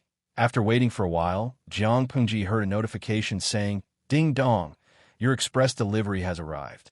Jiang Pengji searched for a long time and found the so-called honeycomb express delivery cabinet. She pressed the receipt button and a cucumber appeared out of nowhere. She held the cucumber in her hand and was stunned. It could really be mailed. Old chief, I want to ask you something. Can you do me a favor? Jiang Pengji saw that the cucumber seemed to have just been picked and washed. After confirming that it was not poisonous, she took a bite and ate it. Your Abba, say it. Jiang Pengji knew some inside information about transmigration, and her mood changed wonderfully. She said, send me a battleship. I'll pay for it. Even the smallest one is fine. I can sweep the world in one morning, ascend the throne in the afternoon, and kill the system at night. Previously, he was certain that he had died in his previous life and that there was no possibility of returning. But now, she couldn't wait to pick up her spear and kill all the enemies. She had no patience at all. Your Abba, I'm buying vegetables at the market. If you want fresh fruits and vegetables, I can buy one caddy for you. As for the battleships, I can't even give you the bullets for the old guns, much less the battleships. Don't think about it. It's more convenient to dream. Young people should be down to earth. Jiang Pengji was speechless. The old chief, who had accumulated a lot of power and prestige, was letting go of his nature the moment he retired. Wasn't it her script to make people speechless after insulting them until they were speechless? Market? Are there still vegetable markets in this era? Don't you usually buy it online on Skynet and have it delivered to your doorstep by courier? Regardless of whether it was the highly developed Federation or the extraterrestrial forces outside the borders, there were basically no such ancient existences. Your Abba, don't trick me. Jiang Pengji thought about it, and a bold and exciting idea emerged in her mind. Old chief, is there a store near the market? Can you help me buy something? Your Abba, what? Titi. Your Abba, Jiang Xiaojiu. Say that again. Jiang Pengji said, BYT, or condoms for short. Old chief, I need it urgently. It's bad for my body if I hold it in for too long. Your Abba, the Federation is doomed. She was sent here to capture the sky brain that was causing trouble. What was she here for? To flirt with a man? If the next marshal behaved like this, the Federation would be doomed. Jiang Pengji felt helpless. She had been in this shabby place for almost 10 years. She didn't mind being a single dog all the time. The problem was that she had finally found someone who suited her taste. It would be too cruel to let her be a nun. A feast for the eyes was placed in front of her, but she was not allowed to eat. She could only look but not eat. If she held it in for too long, she would get sick. She could only blame the previous system for being too trashy. It didn't even sell condoms in the system store. It was called a Palace Intrigue streaming system in vain. Which Palace Intrigue system didn't sell adult products? Old chief, since it's not easy for the baby to get out of singlehood, please do me a favor. Jiang Pengji was led astray by the spoiled and cute behavior of the salted fish in the streaming room. She almost disgusted the old chief who knew her inside out. Your Abba? Come on, a baby? A giant baby? How old is the guy? Jiang Pengji said, after his birthday this year, Zi Xiao should be 28. Your Abba, he's not even 30. He's still underage. Are you a beast? Jiang Pengji covered her chest and suppressed the urge to use force with great difficulty. Underscore, smiley face, angle. Underscore in this world, men generally get married at 15 or 16. They are considered adults at 20. Zi Xiao is an older unmarried man. Jiang Pengji typed this paragraph with tears in her eyes. She was not a beast who liked underage men. The old chief was silent for a long time before he replied. Your Abba, I'll go to the snack street to grab some skewers. I'll buy some for you after I'm done. Jiang Pengji said, Old chief, you're so nice. By the way, if it's convenient, can you mail me some medicine that can speed up healing and reduce fever? Your Abba, do you still need medicine when the battle is so intense? You're indeed a beast. Jiang Pengji was stunned when she saw the reply. The old chief's profile picture dimmed. A golden system notification appeared. Your good friend, your Abba, has gone offline. Jiang Pengji, wait, listen to her explanation. The salted fish could not see the content of the conversation between Jiang Pengji and the old chief. They could only see her fingers tapping in the air. They were probably chatting privately. As time passed, their streamer revealed various expressions that betrayed her character. The salted fish viewers were stunned. Tudu Feichio, I've confirmed the look. It's undoubtedly a big shot. Shou Shigu, what do they talk about? Why does it feel like the streamer's background is gloomy? The viewers wanted to at the old chief, but they were dumbfounded when they realized that he had gone offline. Of course, that was not the end. When they saw Wei Si lying on the bed with a pale face, they were extremely worried. Itu Huan Xiao. It's only been one night, right? Hasn't it been a year? Why has Beauty CI become a patient? Looking at the spots where the white bandages were, there was still blood seeping out of many places. The salted fish viewers felt their hearts ache. Jiang Pengji looked at Wei Si's appearance. Her originally cheerful mood became heavy. When will he wake up? She asked, holding her cheeks. The salted fish in the streaming room told her that the sleeping beauty needed a kiss to wake up. Jiang Pengji smiled and leaned over to kiss him on the lips. She muttered, Are you awake? It doesn't seem to work. As she spoke, Wei Si's long and thick eyelashes trembled slightly. He slowly opened his eyes. Chapter 14:12. Our sleeping beauty has woken up. Squeak when you wake up next time. You'll scare people if you suddenly open your eyes. Jiang Pengji got up calmly, looking like a gentleman, as if she was not the one who had taken advantage of him just now. She took a wet towel and wiped Wei Si's face. Her actions were not considered gentle, but they were not rude either. It made someone feel very flattered. My lord, Wei Si was still a little confused. When he opened his mouth, his voice was not only soft, but also very hoarse. Don't move first, or your injury will split open again. Just lie down obediently. Jiang Pengji pressed her right hand on his shoulder to prevent him from getting up. Wei Si had overestimated his situation and had to lie back down. He looked at Jiang Pengji and blinked. His eyes were still clear and dark, and his gaze was focused and serious, as if he was looking at some treasure. Wei Si hesitated for a long time, but he did not dare to ask. He seemed to have dreamed that his lord had turned into a red-haired woman, and her facial features were quite foreign. When he woke up, his lord was still the same as before. He could not help but heave a sigh of relief. What's wrong? Are you feeling unwell? Jiang Pengji had just instructed the servants to serve the warm porridge when she met Wei Si's gaze.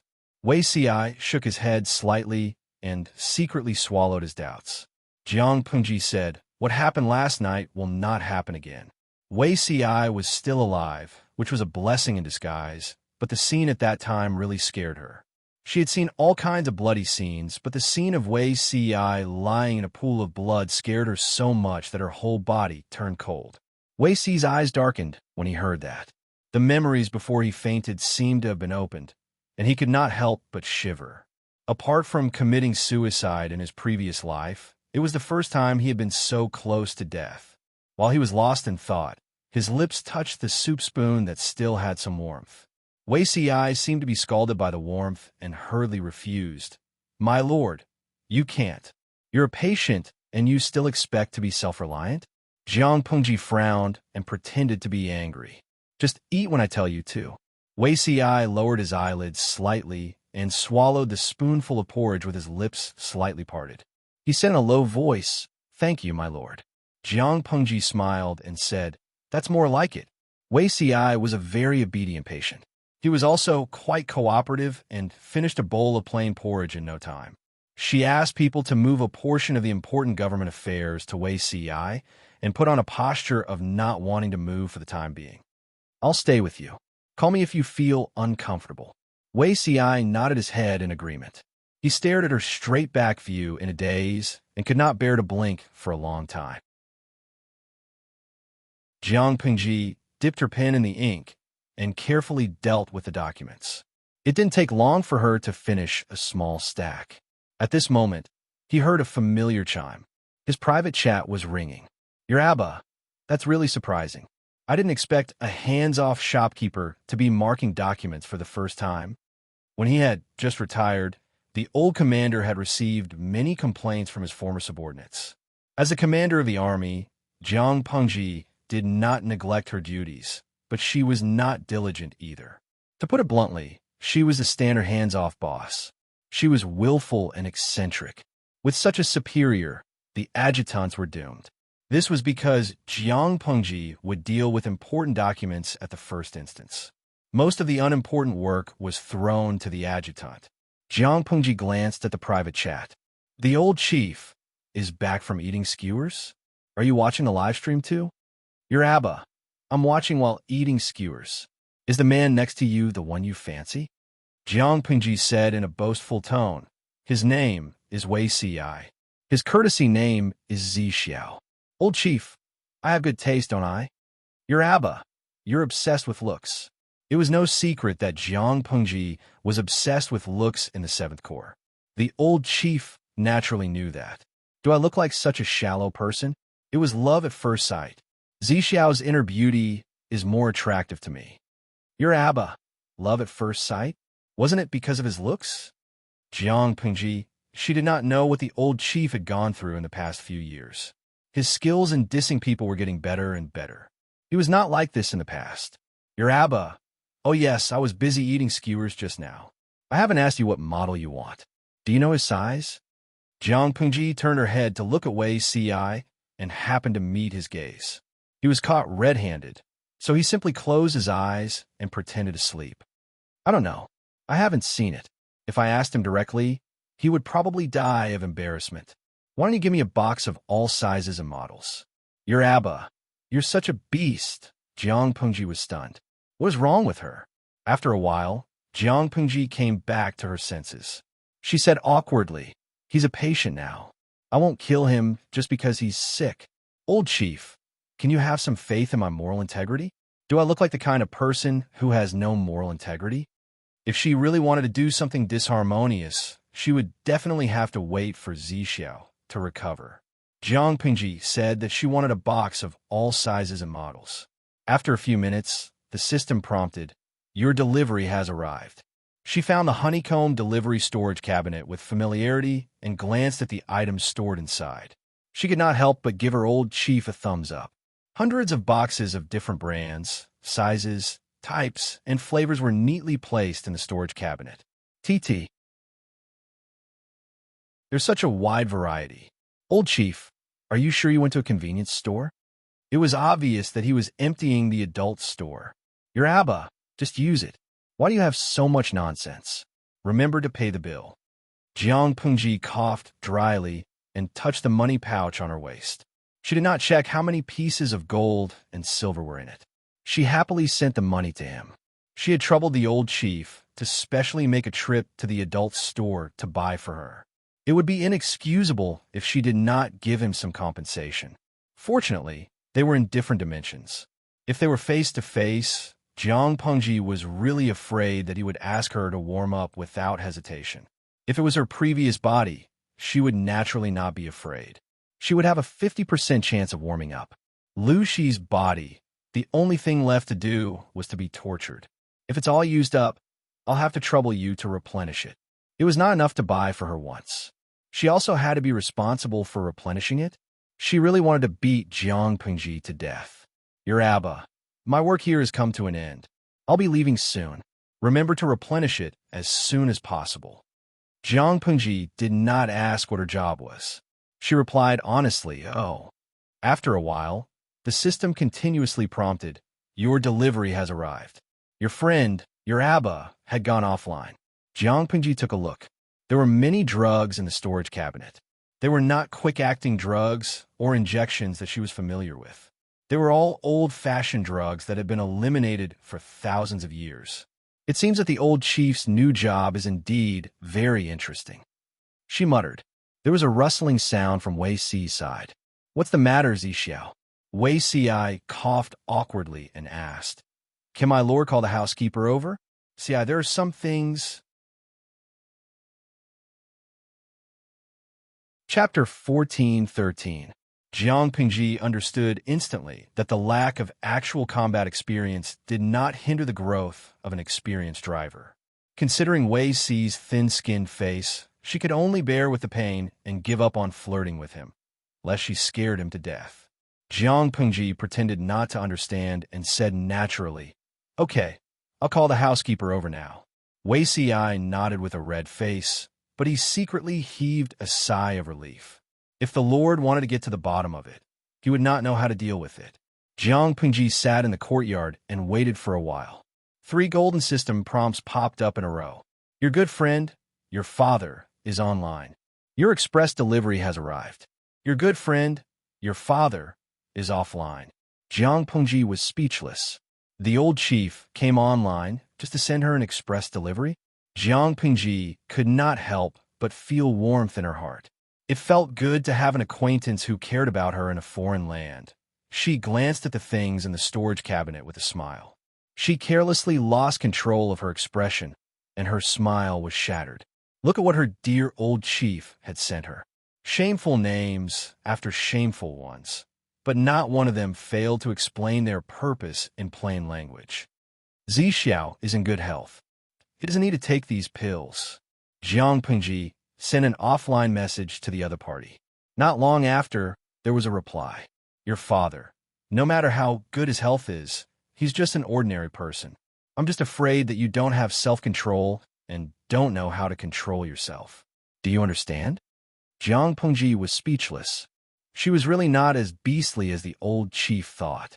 Jiang Pingji felt wronged.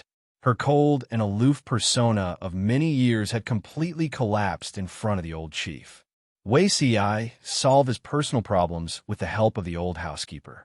He had to make his bed, burn incense, and open the windows to disperse the smell. When Jiang Pingji came in, he had already returned to normal. My lord, you don't look happy. Did you encounter a difficult problem? Wei Si saw that Jiang Pingji's expression was somewhat gloomy, and he became worried again. Jiang Pingji rolled up her sleeves and said with grievance, Zixiao, although I'm not a gentleman, I won't wallow in the mire with a beast. Now someone is certain that I'm a beast and won't listen to me no matter how I explain. It's so infuriating, so I've decided. Wei Si said, decided what? Bring out the facts and reason with us? Jiang Pingji narrowed her eyes and said coldly, you might as well live up to your name as a beast. Otherwise, I will feel wronged. Wei Si said, my lord, as long as you're happy. His lord's train of thought had always been different from ordinary people's. Jiang Pingji sighed faintly. Wei Si was baffled. The news of Wei Si waking up spread quickly. Before dinner, several people came to the residence to visit. They all said that Wei Si was blessed and had a good life. Looking at you last night, I thought you were going to be seduced by the king of hell. Fortunately, you survived. It's time for joy to come out of the depths of misfortune. Fengzhen sighed. You live alone in the manor and don't have any relatives to take care of you. If there's anything you want to eat, just send someone to the manor to let us know. Wei Si was grateful for Fengzhen's kindness. Feng Longzi usually did not behave properly, but he could be relied on during critical moments. Fengzhen continued. It's a good thing that you're all right. Otherwise, TSK, You didn't see what the Lord looked like. Just thinking about it makes me shudder. About the matter between Master and you, after what happened last night, people who didn't know at first probably noticed. Wei Si asked, "What's the public opinion like?" It was one thing to criticize him, but Wei Si would not do it if the Lord was implicated. There are some signs of the matter between Master and you, but they didn't see it with their own eyes. At most, they have some suspicions. Without evidence, what would they dare to say? Feng Zhan said, taking a step back. Even if they have the intention to stir up trouble, they have to see if their own necks are strong enough. The matter of you being assassinated and left at the entrance of the alley has not been resolved, and the murderer has not been found. If they dare to cause trouble, will the Lord spare them? No one could figure out that Wei Si's body was being manipulated. They thought that some force had assassinated Wei Si to provoke Jiang Pengji. As long as the murderer was not caught, Jiang Pengji would be a barrel of gunpowder that would explode at the slightest provocation. Who would dare to commit a crime under such circumstances? Wei Si did not say how he got the injuries on his body. He couldn't possibly say that he stabbed himself, could he? He could only keep his mouth shut and let others speculate and doubt him. Besides Feng Zhan, Feng Jin, Qiguan Rang, Su Ku, and the others also visited one after another. They did not disturb the patient. After exchanging a few words, they got up and left. It was impossible for Jiang Pengji to watch over Wei Si at all times. When his injuries were slightly better, she had to go elsewhere to busy herself. Before she left, Jiang Pengji smiled and said, "When Zixiao's injuries are better, I have a gift for you."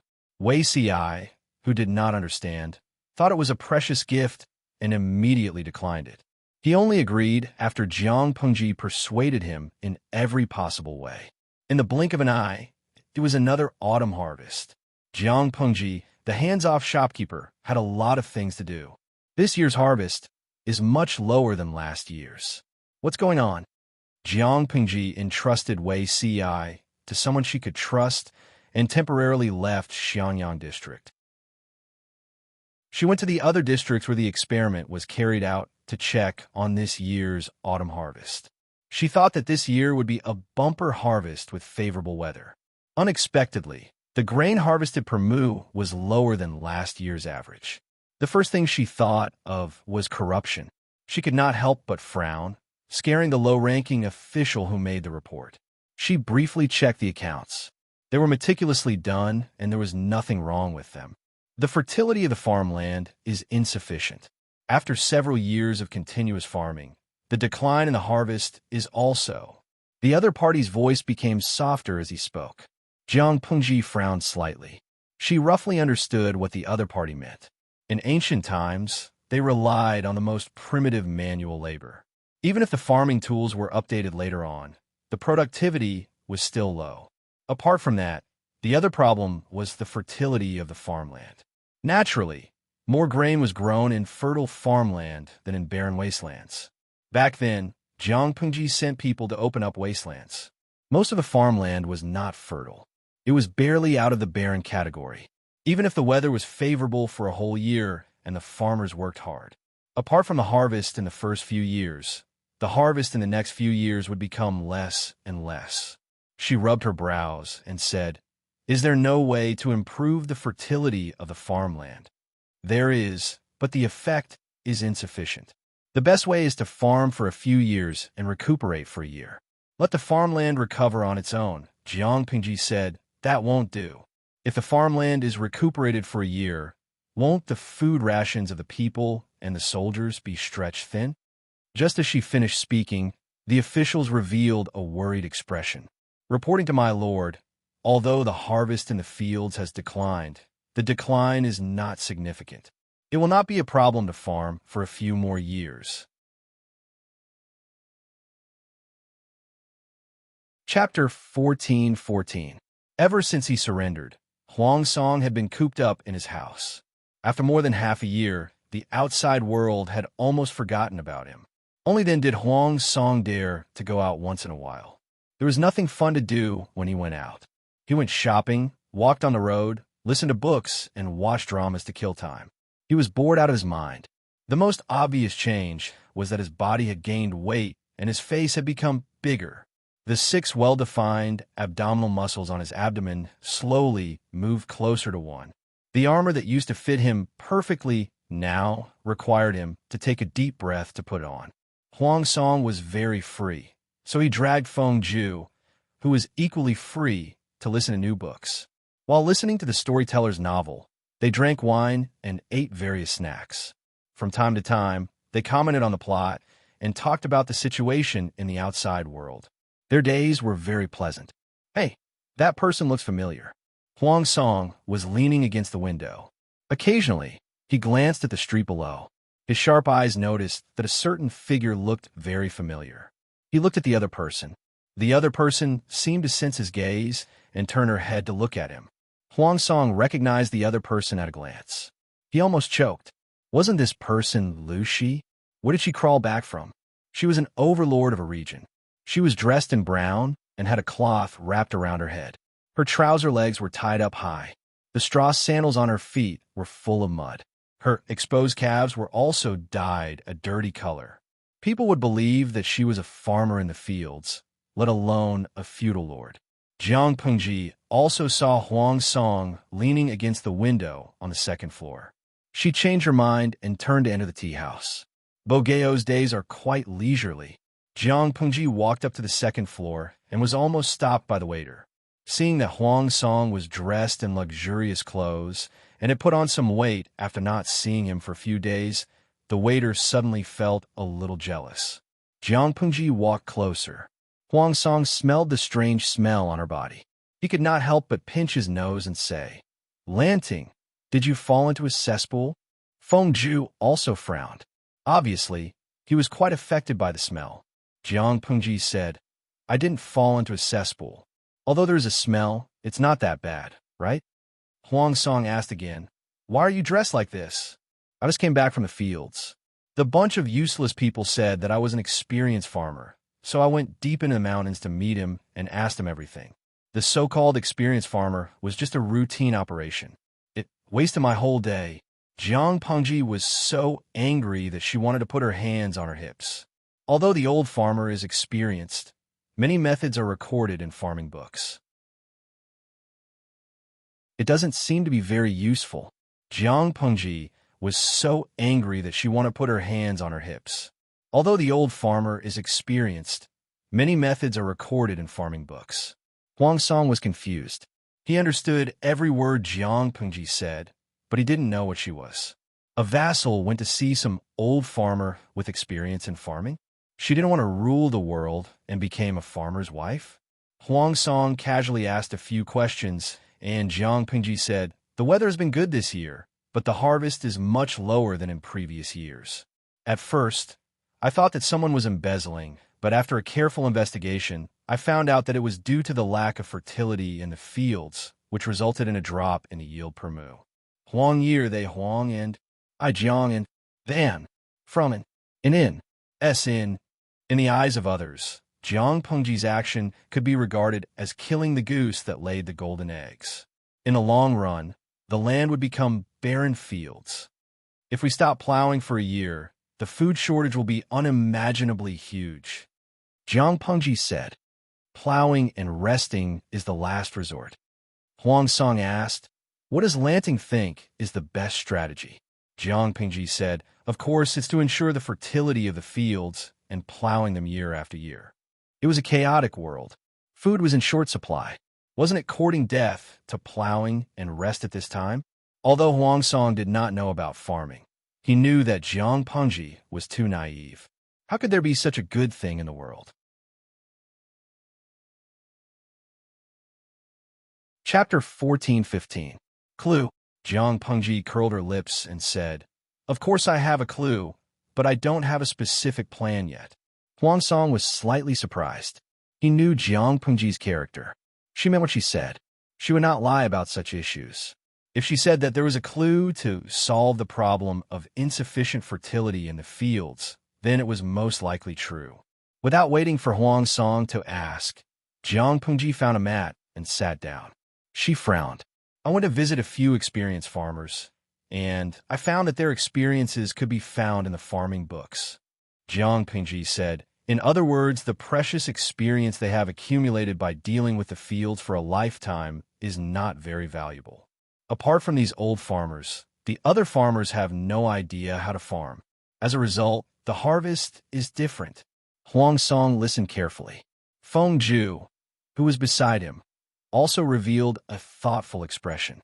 For a moment, he ignored the indescribable smell on Jiang Pengji. What's so strange about that? Jiang Pengji rolled her eyes at him and said angrily, "There's a big problem here. If everyone uses the old farmers' methods to farm, the harvest will naturally be better. The old farmers' farming experience is accumulated for a lifetime, but their methods are not a secret in the agricultural books." What does this mean? This means that the agricultural propaganda is not in place. I should set up a government office that specializes in farming. Huang Song did not understand the meaning of the word propaganda. After all, Jiang Pingji's words were always so fashionable, but he could guess the meaning based on the context. Set up such a government office? What is it for? To teach people how to farm? Huang Song said with some disdain and confusion. In people's stereotypical impression, the government was either civil or military. Which side could farming be related to? This was the duty of farmers. How could a scholar teach farmers how to farm? Even if they came from a farming family, their goal was to study and not farm. Jiang Pengji chewed on her snacks and said, "Who said that only those who know how to farm are qualified to teach others how to farm?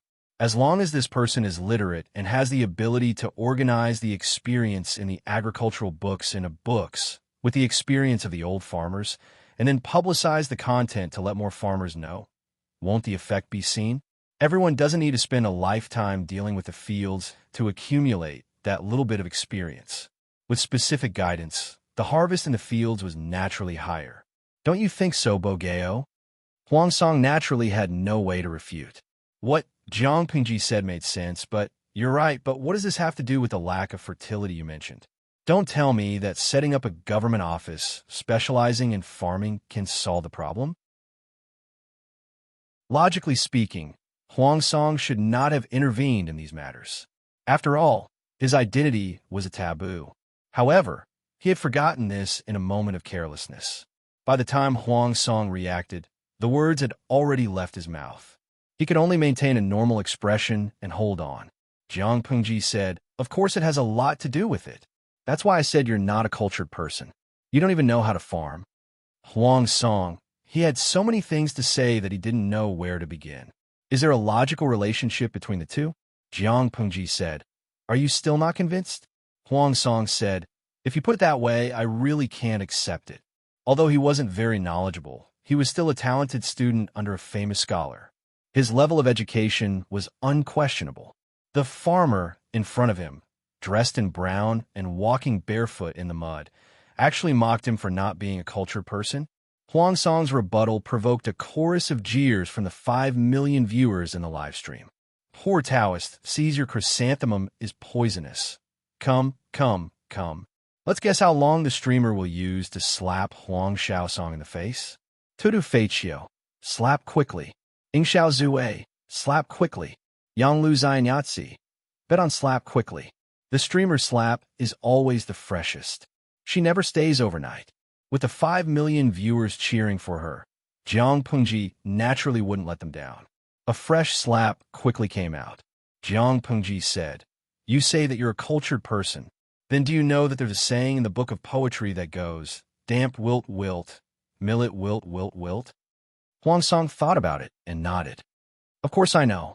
Doesn't this mean that rotten weeds can fertilize the fields?" Jiang Pengji curled her lips and continued. Sun Zi also said, "Covering the earth's surface, pulling weeds to grow grain, and fertilizing the fields with manure is a matter for farmers and commoners." Doesn't this mean that human and animal manure can enrich the fertility of the land? The book of Si Sheng also talked about related content. It talked about the wonders of manure and stable manure. From this, it can be seen that there are ways to increase fertility. It's just that ordinary people can't do it. You say that you're a cultured person. Don't you even know these things? Huang Song was speechless, but he didn't know how to refute. It was true that he was a cultured person, But which cultured person would pay special attention to these things? Huang Song was speechless after being slapped in the face by Jiang Pengji, but Feng Ju, who was beside him, was almost disgusted.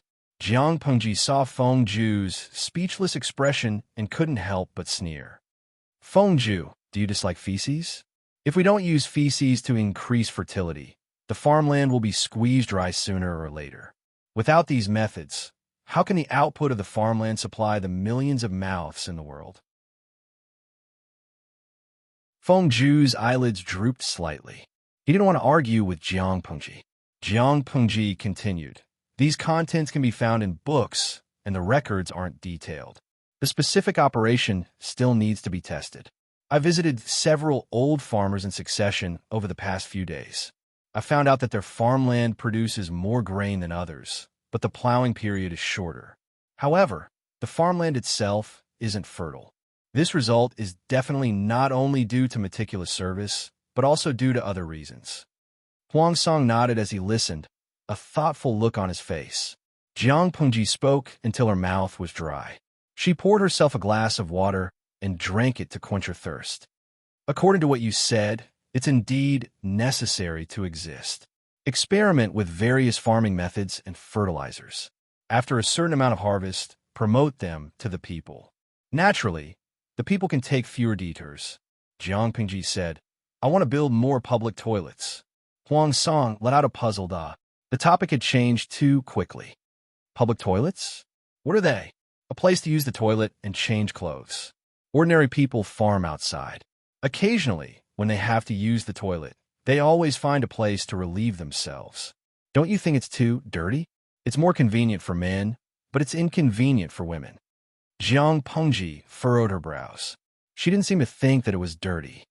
If we build public toilets for the people to use, it'll be convenient for the people, and we can also ensure the cleanliness of the streets. At the same time, we can also accumulate fertilizer. Similarly, I think we can also set up some places to raise pigs and sheep. We can run a meat business and use their stables to fertilize the land. In addition, according to my observation, the peanuts from the barbarians are also wonderful. A certain farmer planted them, and the yield per mu of the field is higher than others. Apart from peanuts, many bean plants also have the wonderful effect of fixing nitrogen. Chapter 14:16. Huang Song looked at Jiang Pengji in confusion, as if he could not understand what was in her head. He teased, "If you become a landlord, you'll definitely be the most profitable landlord." This was definitely a big landlord who had been held back by his ambition to dominate the world. Even though Huang Song felt that Jiang Pengji's plan was somewhat naive and reasonable, her way of thinking was worth advocating. If everything went as smoothly as she said, how many ordinary people would benefit in the future, and how many innocent people would be saved from famine and food shortage? Jiang Pengji squinted her eyes and said unhappily, "You want me to be a landlord? You make it sound like I'm not a big landlord now. I don't live as well as a great landowner. They're just a bunch of good-for-nothings who don't even know how to farm. What's the use of keeping them?"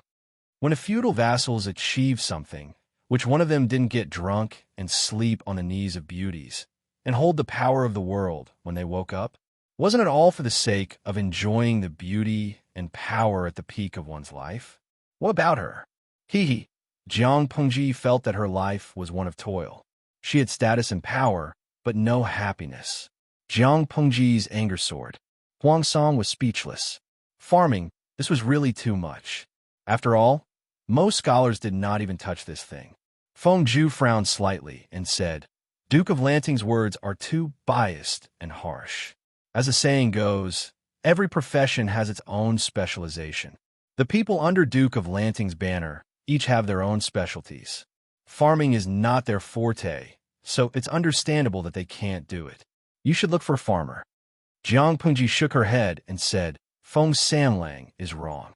Most of the people I sent to manage the farming have relevant experience and knowledge. It wasn't that they didn't have enough knowledge, but that they stuck to conventions and didn't know how to be flexible. Even I know how to consult farming books, to find information related to farming and visit experienced farmers to practice the contents of farming books. Why don't they know how to do this? To put it simply, those who managed the mulberry fields did not put their heart and soul into it. Instead, they focused on the management of the farmers and harvest. Jiang Pengji did not lack people who could manage with their mouths open. She needed people who were truly focused on the fields. Jiang Pengji said coldly, since they don't have the ability to do so, they shouldn't have occupied the seat and not spilled the beans. Feng Zhu did not continue to refute. After all, it was not suitable for him to get involved in this matter with his current status. Huang Song stepped forward to smooth things over, lest the two of them get angry. Jiang Pengji drank 2 cups of tea from them and only left after she had calmed down a little. After Jiang Pengji left, Feng Zhu said, "This Duke of Lanting is interesting. He doesn't look like someone from a noble family at all." Huang Song raised his eyebrows. "Is that a compliment, Huaijie?" Feng Zhu said, "I don't think it's a compliment. I can only say that with a person like the Duke of Lanting, the common people will have a much better life." Huang Song said again, "I remember, Huaijie seems to have a classmate from a farmer's family." Feng Zhu asked him, "There's such a classmate, but Bogeo hopes that Zhu can introduce him to you?" Huang Song said, "It's not bad if we can form a good relationship with him." Feng Zhu said, "Now that I think about it, I haven't contacted him for many years. I don't even know where he is now." The farmer's family had Shennong as their ancestor. They advocated plowing mulberry and farming. Agricultural production and farmers' thoughts were the mainstream school of thought. However, the farmer's family did not develop well. It was even several times more miserable than the Mahists. At least the Mahis were able to struggle on while at death's door and developed a few loyal followers. However, there was no news about the farmer's family in recent years. It could be said that they were in dire straits. It was unknown if they could find a successor to the farmer's family. Jiang Pengji leisurely returned to the manor. On the way, she even bought a snack from the street. At that moment, the 5 million idle spectators were giving her advice. They recommended various farm manure and farming techniques to her. Jiang Pengji watched them seriously and memorized them with her heart. She ate her snacks as she wandered home. Ding dong. A private message sounded. Jiang Pengji glanced at it. It turned out to be a message from the old chief. "You Abba, why do you have to make it so troublesome? There's an old saying that it's better to teach a man how to fish than to give him a fish." She said, "I know I can go through the back door and beg the old chief to help me purchase farm manure, but it's not a long-term solution. Using farm manure that's hundreds of years ahead of the current era will yield high benefits in the short term, but in the long term, it will kill the possibility of agricultural development in this era. Moreover, the old chief can't always purchase for me, can he? You Abba, pulling a seedling to help it grow will indeed kill the infinite potential. You're very diligent." Jiang Pengji said, "I love what I do. After all, I'm their lord. I have to be responsible for the people under my rule." After all, what she needed was not short-term effects, but long-term development. She had stayed in this world for 10 years and put in a lot of effort. Naturally, she hoped that everything could develop better. Lu Shi was just an ordinary person. No matter how long his life was, there was a limit. She hoped that everything could develop in the best direction after she was gone. You Abba, you've indeed grown a lot with this awareness. When Jiang Pengji first took over the 7th Corps, she received many complaints from her old subordinates. "I used to be young and impetuous." Jiang Pengji coughed awkwardly. "Old chief, don't expose me at this time." After Jiang Pengji begged for mercy, the old chief showed mercy and did not investigate further. "Someone, call Xiao Yu over.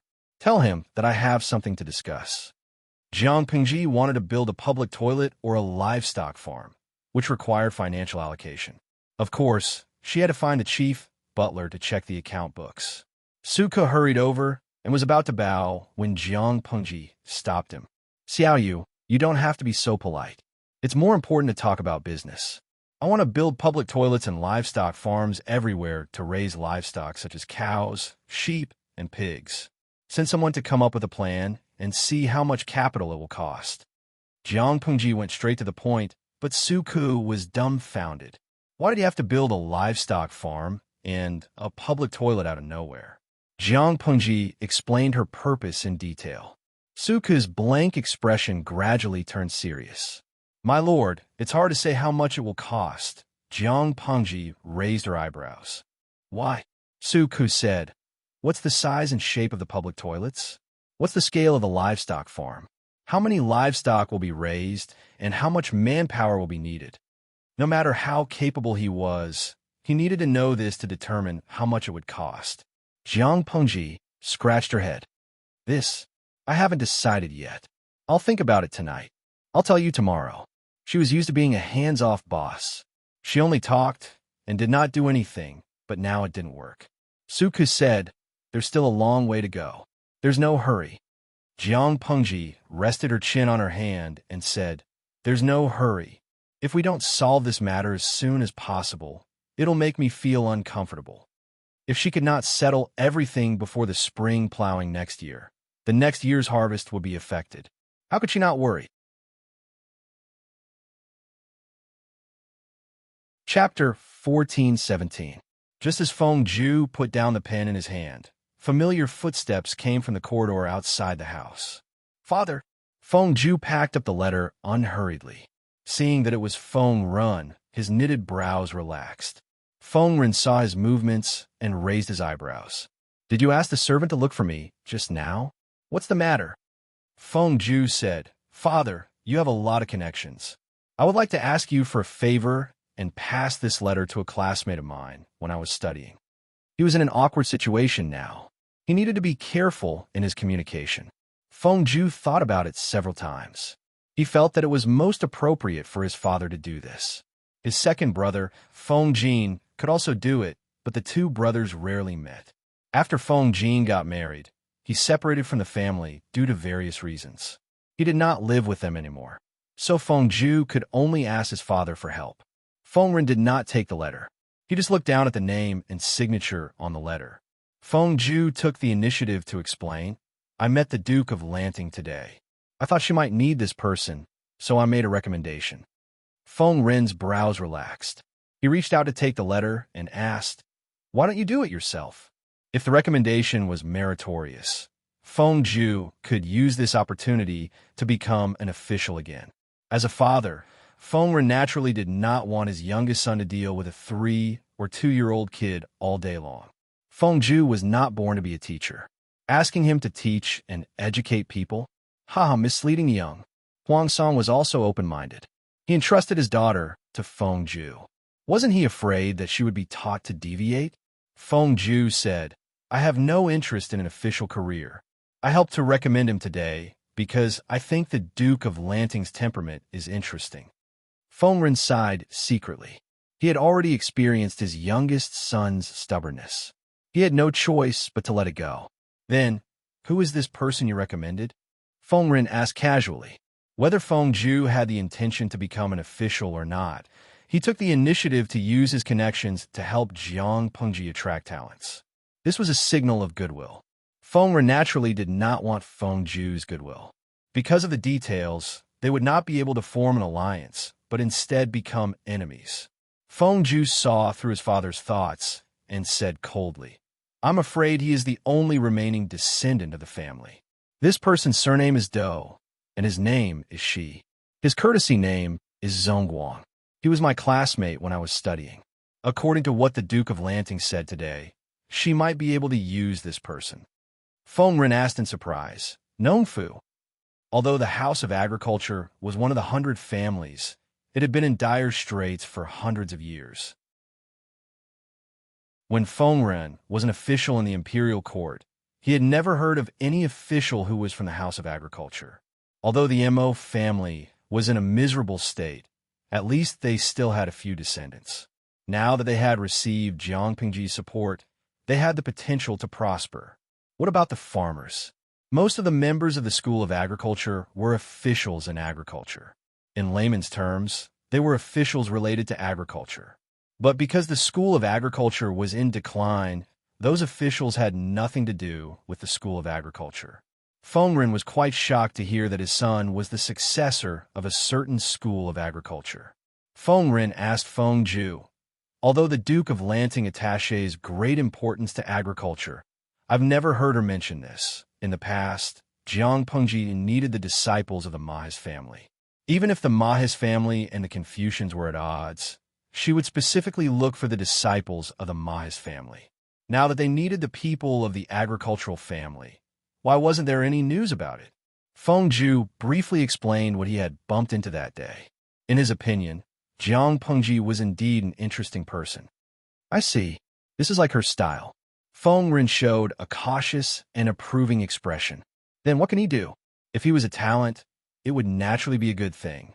If he was a mediocre talent, not only would he bring harm to the people, but others would also criticize Feng Zhu, who had introduced him, for getting into trouble for no reason. Feng Ren's heart ached for his youngest son, so he naturally had to help him control the situation. Feng Zhu said, "It's hard to say about his talent, but his temperament and work style are what the Duke of Lanting needs the most." What did Jiang Pengji need the most? She needed a talent who was down-to-earth, hard-working, obsessed with agriculture, and willing to compile agricultural books to benefit the people. Even if this person was not from the School of Agriculture, as long as he met these conditions, he would most likely be appointed by Jiang Pengji. He did not need a lot of professional knowledge, but he must have professional self-restraint. After thinking about it, the candidate recommended by Feng Zhu just happened to meet her standards. That's good. Feng Ren nodded and said, "As long as this person hasn't moved to another place, I will find a way to send the letter to that person." To avoid wasting time, it's best to inform the Duke of Lanting about this. As long as this person is under the rule of the Duke of Lanting, he will definitely be found. Although Feng Zhu and that person were classmates, they did not have much contact. He only vaguely remembered where the person was from, but he did not even know his home address. Feng Zhu said, "I heard that this person's ancestor served as an agricultural official for several terms during the Xia dynasty. If we follow this clue, we should be able to find him." At the same time, Jiang Pengji also thought of the School of Agriculture after being reminded by the audience in the streaming room. Since she pinned her hopes on the development of science and technology on the Mo family, the School of Agriculture would naturally be indispensable in the development of agriculture. Jiang Pengji searched for information on the School of Agriculture overnight. After reading it, she had a hunch that it would be difficult to find people from the School of Agriculture. The School of Agriculture was roughly divided into two categories. The first category advocated sowing hundreds of grains and advised people to plow mulberry so that they could have enough food and clothing. The second category was related to their political ideology. For example, the ruler and his ministers plowed and ate together.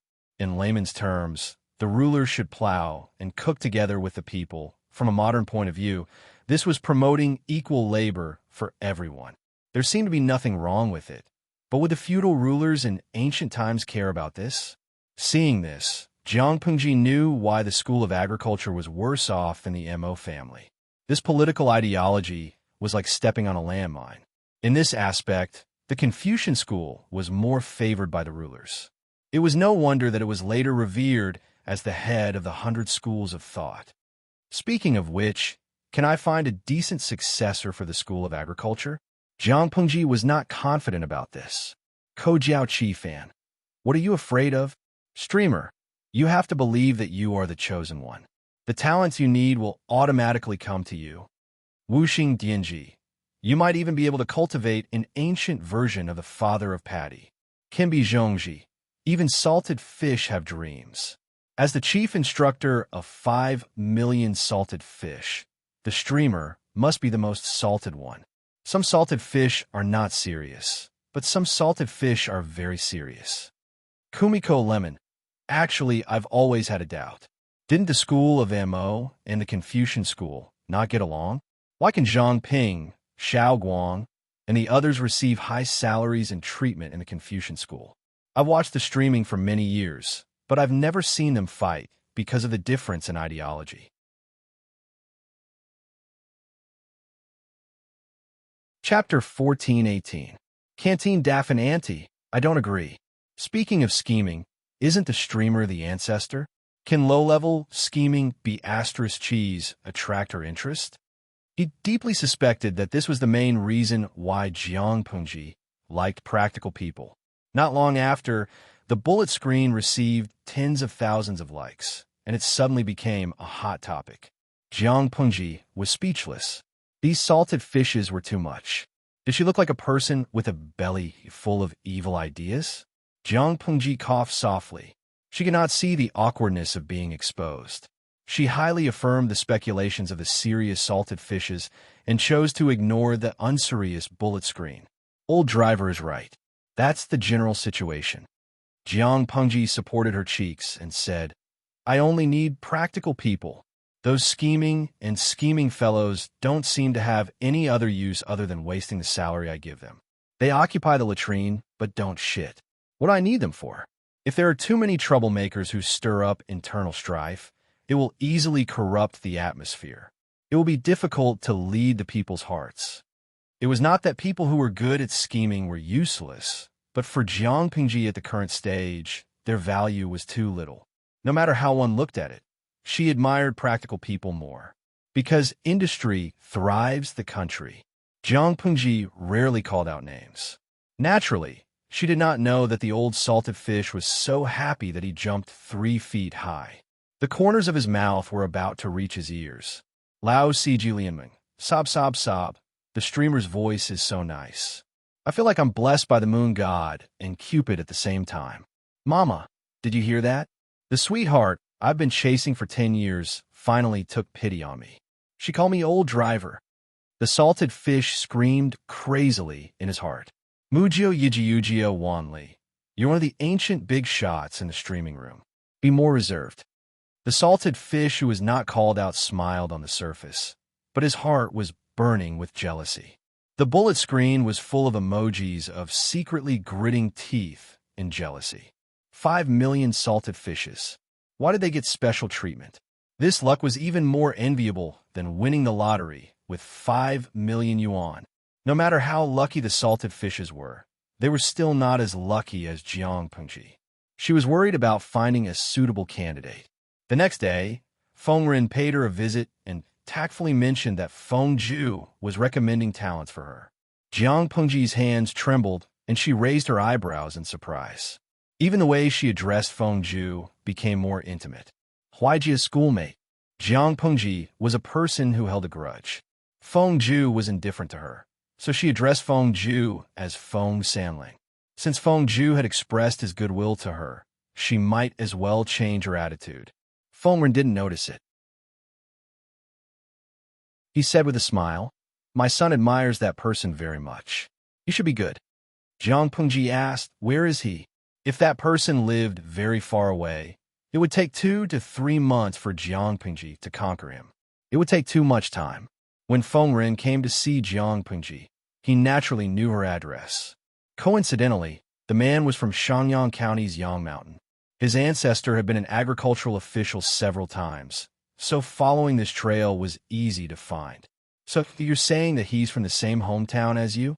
If he is truly talented, I would like to recruit him to work for me. Jiang Pengji finished speaking with a smile, but soon after, she revealed a somewhat awkward expression. She said, there's something that you don't know. The promotion of talents this time was related to the livelihood of the people, so the candidates had to be very careful. I like to go and take a look myself, but I'm busy with worldly affairs and can't get away. Go over there personally? Feng Ren was shocked and secretly speechless. It was just a farmer's talent. She could just send an official document to recruit him. Why did she need a feudal lord to go there personally? For this talent to go there personally, it showed that her next move was extremely important. At least it could cause a great change in the power structure. In the blink of an eye, several thoughts flashed through Feng Ren's mind. Jiang Pengji acted as if she didn't see it. She continued, speaking of which, the construction of the branch of the Jinlin Academy in Shangyang County is about to start. Feng Ren instantly understood. He smiled bitterly and said, Master Lanting is busy with affairs. I'm afraid you can't do it yourself. If you don't mind my old age and incompetence, why don't you entrust this matter to me? Coincidentally, I'm also going to Shangyang County to supervise the construction of the branch. I can handle both matters on the way. Other than Cheng Cheng, Feng Run, Yuan Jing, and Wan Xian, these great scholars were precisely not Jiang Pengji's aides and retainers. She couldn't order them around at will. For example, regarding the branch of the Jinlin Academy, she had discussed with these educational experts. She didn't make arbitrary decisions. This time, she wanted to entrust Feng Run to make a trip on her behalf. Jiang Pengji also had to subtly hint crazily. Feng Run accepted it tactfully. If he didn't, he could pretend to be deaf and mute. Fortunately, Feng Run didn't refuse. Instead, he agreed with a smile. Thank you for your understanding. I'll write a letter now. Feng Run finally couldn't hold back his curiosity. He asked, he's just a farmer. If he's a genius, he's not worthy of being treated so seriously by Master Lanting. I have many questions in my mind. Therefore, I dare to ask, why does Master Lanting value him so much? Jiang Pengji said, this person may be able to benefit millions of people and eliminate famine. Not to mention writing a letter, it's not too much to go there personally. Feng Ren's heart was pounding. He was a little stunned. Could the person recommended by his unreliable youngest son really carry Jiang Pengji's high hopes? Talents couldn't be recommended blindly. If the recommended person didn't have any real ability, it would ruin the reputation of the guarantor. He deliberated and said, if that's the case, I'll make a trip on behalf of Master Lanting. If that person is really talented, I'll definitely bring him back. Feng Ren was also a sly old fox. He didn't say too much. Instead, he left a way out. If the person was talented, he'd bring him back. If not, he'd stop. Anyway, he couldn't blame it on him. Jiang Pengji saw through him, but didn't say anything. She smiled but didn't say anything. Not only did she give Feng Ren the letter for the expedition, but she also gave him the draft of the agricultural book that she'd sorted out a while ago. If that person was well-versed, he'd definitely see the value of those drafts. If he wasn't well-versed, Jiang Pengji wouldn't have wasted her effort. From the beginning to the end, the salted fish in the streaming room was the most surprised. Kazagio, Chi Fan. I'm giving the streamer 666 brainlessly. She's indeed the chosen one. She gets whatever she wants. Yesterday, she was still worried about the farmer. Today, Feng Run came to deliver a pillow. What could be more awesome than this? Liren Cho Shuang. Feng Run, you've gained countless fans with this move. Looking at the screen full of 666 comments, Jiang Pengji couldn't help but laugh. She secretly analyzed the hidden intention of Feng Ren's move. She lowered her head and was lost in thought. Unexpectedly, the direction of the bullet screen in the streaming room changed instantly. When she came back to her senses, countless exclamation marks almost drowned her in the bullet screen. What's happening? Tudu Feichio. Streamer, look at the streaming room. The streaming room? What's wrong with the streaming room? Jiang Pengji was surprised. She carefully looked for the difference in the streaming room and found that there was an additional announcement. To thank the audience for their support over the years, the streaming room has unlocked the segment Dream of 1,000 Years. Viewers, old and new, are welcome to participate. What the hell?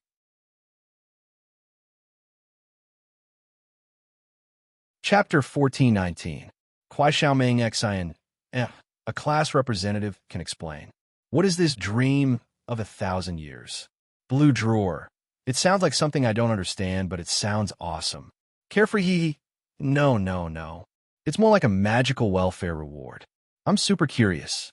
The salted fish on the red bullet screen was surprised and curious, like a baby. The salted fish on the blue bullet screen was one-sided. Eat Kwai Duo Zhangda. Oh my god, have you fallen? Dream of 1,000 Years is out. Yang family's little princess.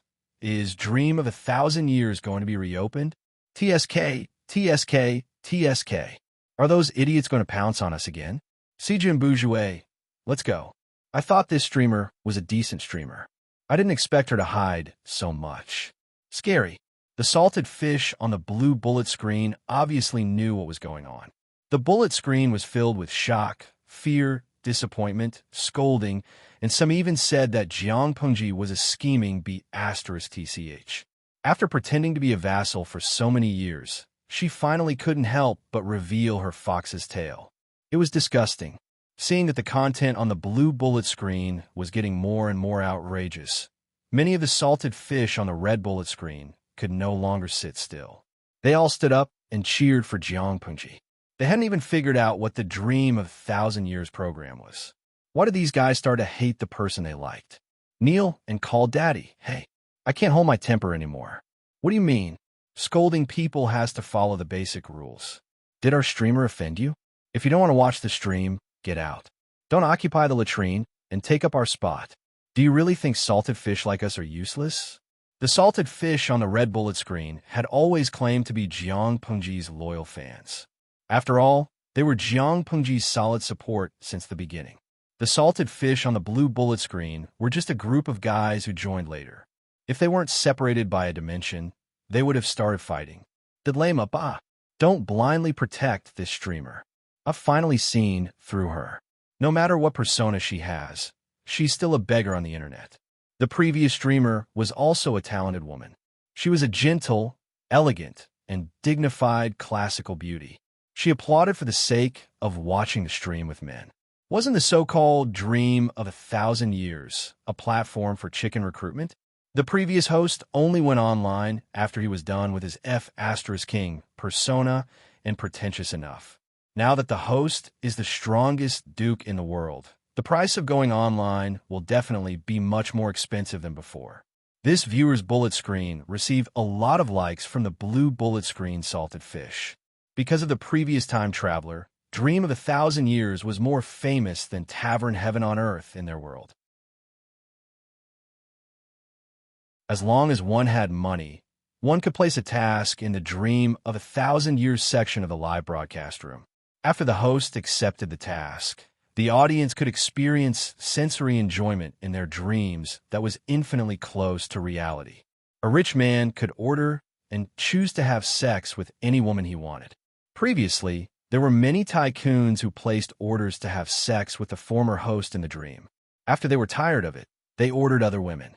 This was simply a large-scale brothel. Speaking up to this point, some people had doubts. The previous host had gone too far. Could it be that no victim had found any clues? How'd he find out? The previous host, who was also the queen of time travel, Hui Yun, had the help of the system.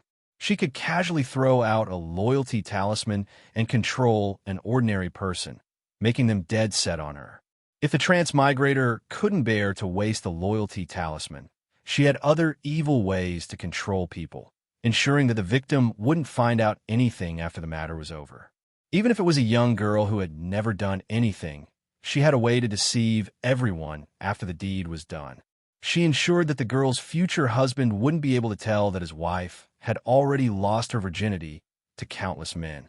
Using this method, the transmigrator successfully worked as a brothel keeper for more than a decade.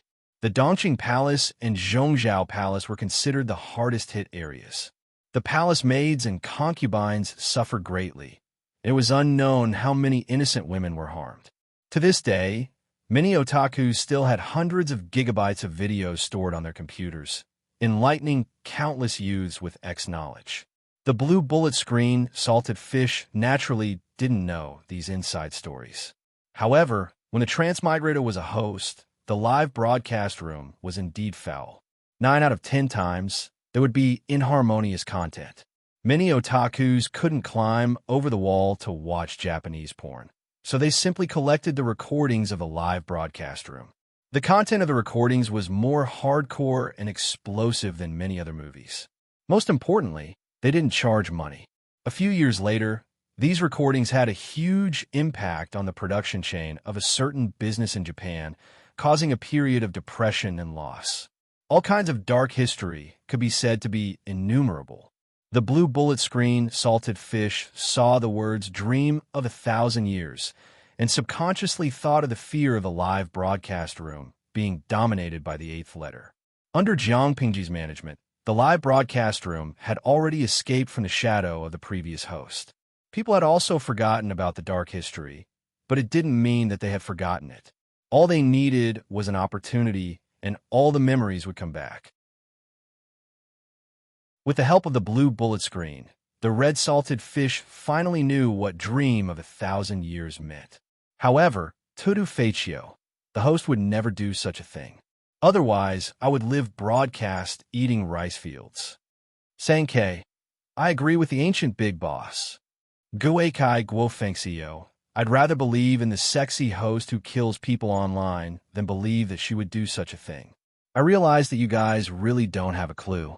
Before you suspect the host, ask yourselves, in terms of status, wealth, and power, can you compare to the host? In terms of talent, temperament, and looks, can you compare to Beauty CI? Lao Sijilianmeng, you don't even have the right to touch the corner of her clothes. Do you really think that you can do whatever you want just because you have some money for breakfast? The 5 million salted fish on the red and blue bullet screen. That's heart-wrenching, buddy. The salted fish clutched their chests and vomited blood. The ancient big boss was indeed an ancient big boss. His words were sharp and ruthless. With a few words, he could cause an infinite psychological trauma to people. They didn't have Wei Si's talent, temperament, and looks. What made them think that the host would like them? They didn't have the status, wealth, and power of the host. What made them think that the host would care about their money for breakfast? In summary, they really didn't even have the right to touch the corner of the host's clothes. Ing, ngong carrot ngong, be a baboon. Although it's the truth, cough cough, the big boss should be merciful. After all, salted fish have a fragile glass heart. The live broadcast room was treacherous and unpredictable. Jiang Pengji lowered her head and carefully read the introduction of Dream of 1,000 Years. System, Dream of 1,000 Years. Past life and present life. Guess who you were in your past life. In order to thank the audience for their support over the years, and to give the audience the opportunity to have close contact with their favorite host, every week, one lucky audience member will be selected to go through 12 hours of dream travel. Jiang Pengji, this dream of 1,000 years was completely different from the dream of 1,000 years that the salted fish were talking about. But Chapter 1420. You may not believe it, but the African baby finally became popular and transmigrated. The original poster posted a screenshot on the first floor. There was a line of golden words on it. Congratulations to the viewer, Yi Wu Yanling, for winning the first Dream of 1,000 Years event. The post sank as soon as it was posted. Not long after, it was scooped up by countless salted fish and quickly became a popular post. Comment 33. F*CK. I found a shameful lucky emperor. The content of the post makes people feel uncomfortable. Comment 108. I never expected that a group of ancient big shots would be defeated by a green-skinned guy from the forum. The forum was called the Empress Streaming Forum. One look at the name, and you knew it was a forum for the live stream. The members were very active. The ancient big shot, Tudu Facio, was the founder of the forum and the editor of the related magazine. The members who stayed in the forum for years were mostly at the yellow underwear level. The green-skinned guy was a newcomer. Who wouldn't be jealous? They were loyal to the streamer. Why didn't such a good thing happen to them, but to a green-skinned guy? Comment 999. OP, open the door. I'm going to hack you to death. Comment 1008. Sob, I thought it was photoshopped. I didn't expect it to be real. The probability was 1 in 5 million. With such good luck, why didn't you buy a lottery ticket? Why are you fighting for a slot in the live stream? I was so angry that my heart ached. I was jealous. Comment 2035. I'll sharpen my knife in secret. When I'm done, I'll hack you to death. Comment 4088. I'm waiting for the OP to transmigrate and fail. Comment 5555. It's our red team who got the first blood. If the next dimension got the slot, wouldn't we vomit? The OP helped me send a message to the streamer. I've washed up, stripped, and waited for her on the bed. Why isn't she here yet? It's already 520. Most people were envious, jealous, and hateful.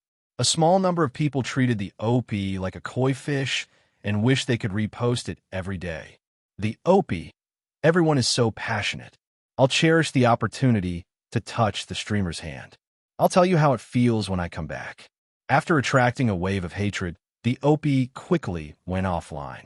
Not long after, the 5 million salted fish saw a small screen appear in Jiang Pingji's live stream. They clicked on it and saw an unfamiliar live stream. The streaming room was attached to Jiang Pingji's room, so they could watch it on the same screen. Jiang Pingji clicked on it too. Oh my god, I actually transmigrated. In the picture, the woman with a delicate and classic appearance widened her eyes in shock. She raised her hands and turned them over and over.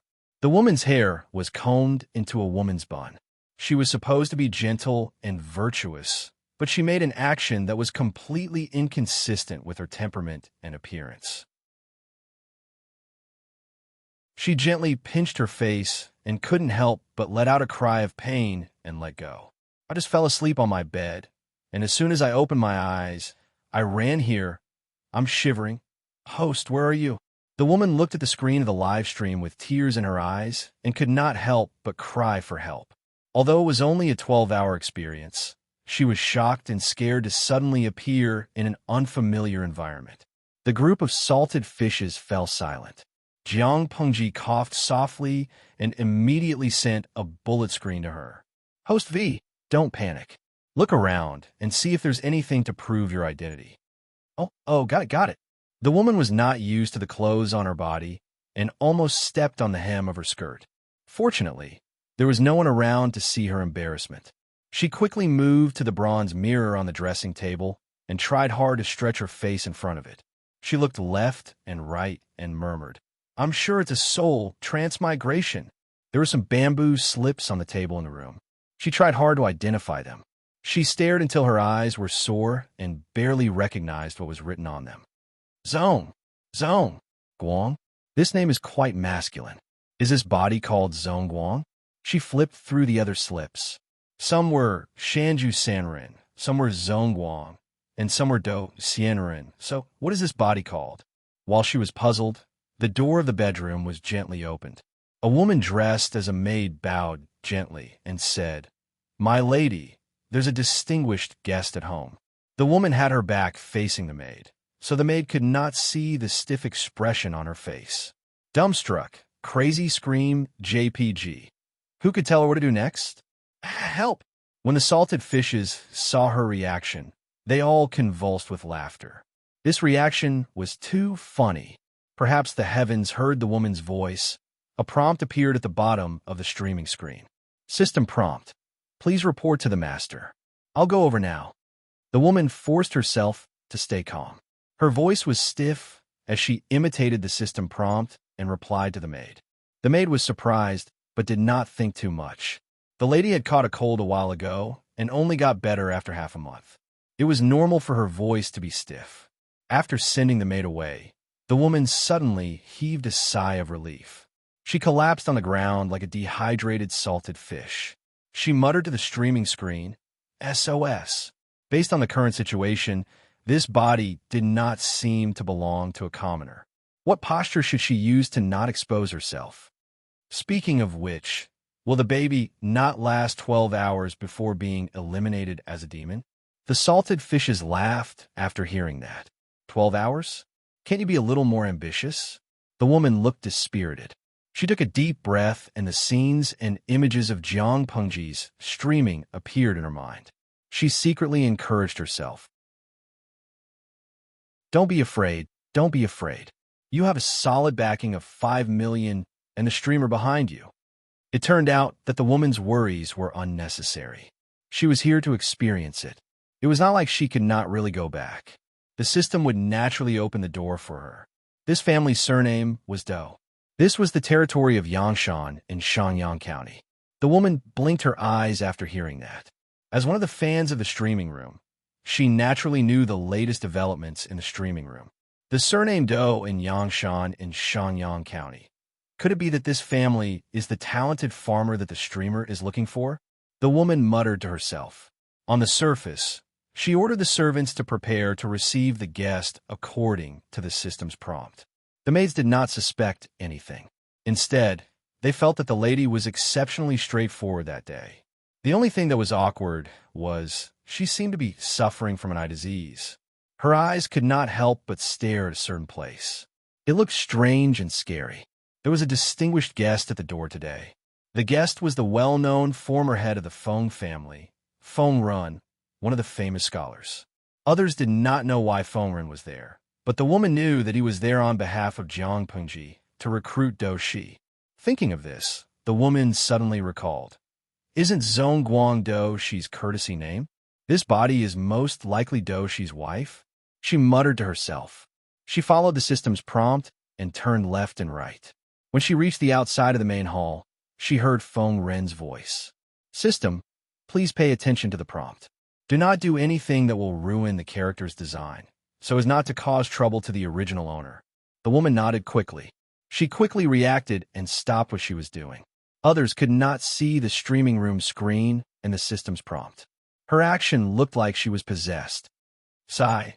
I really don't know how the streamer can ignore the streaming room for 10 years and not be affected by the bullet screen. The bullet screen was full of obscene words and jokes. She held it in until her cheeks hurt. As she muttered, she realized that the two people in the hall who were chatting were looking at her. The woman was speechless. Oh my.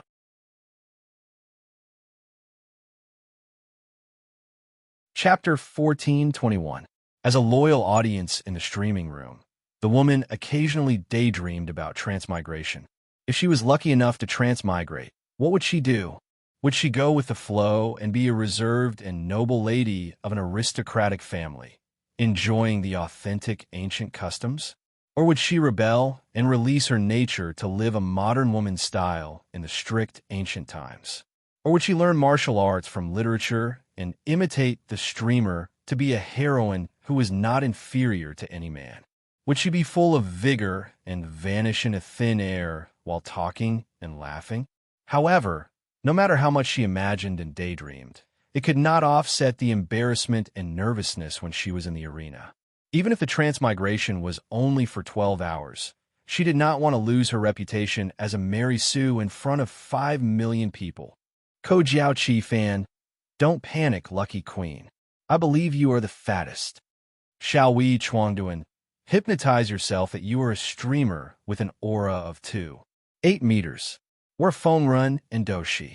The woman could not help but twitch the corner of her mouth.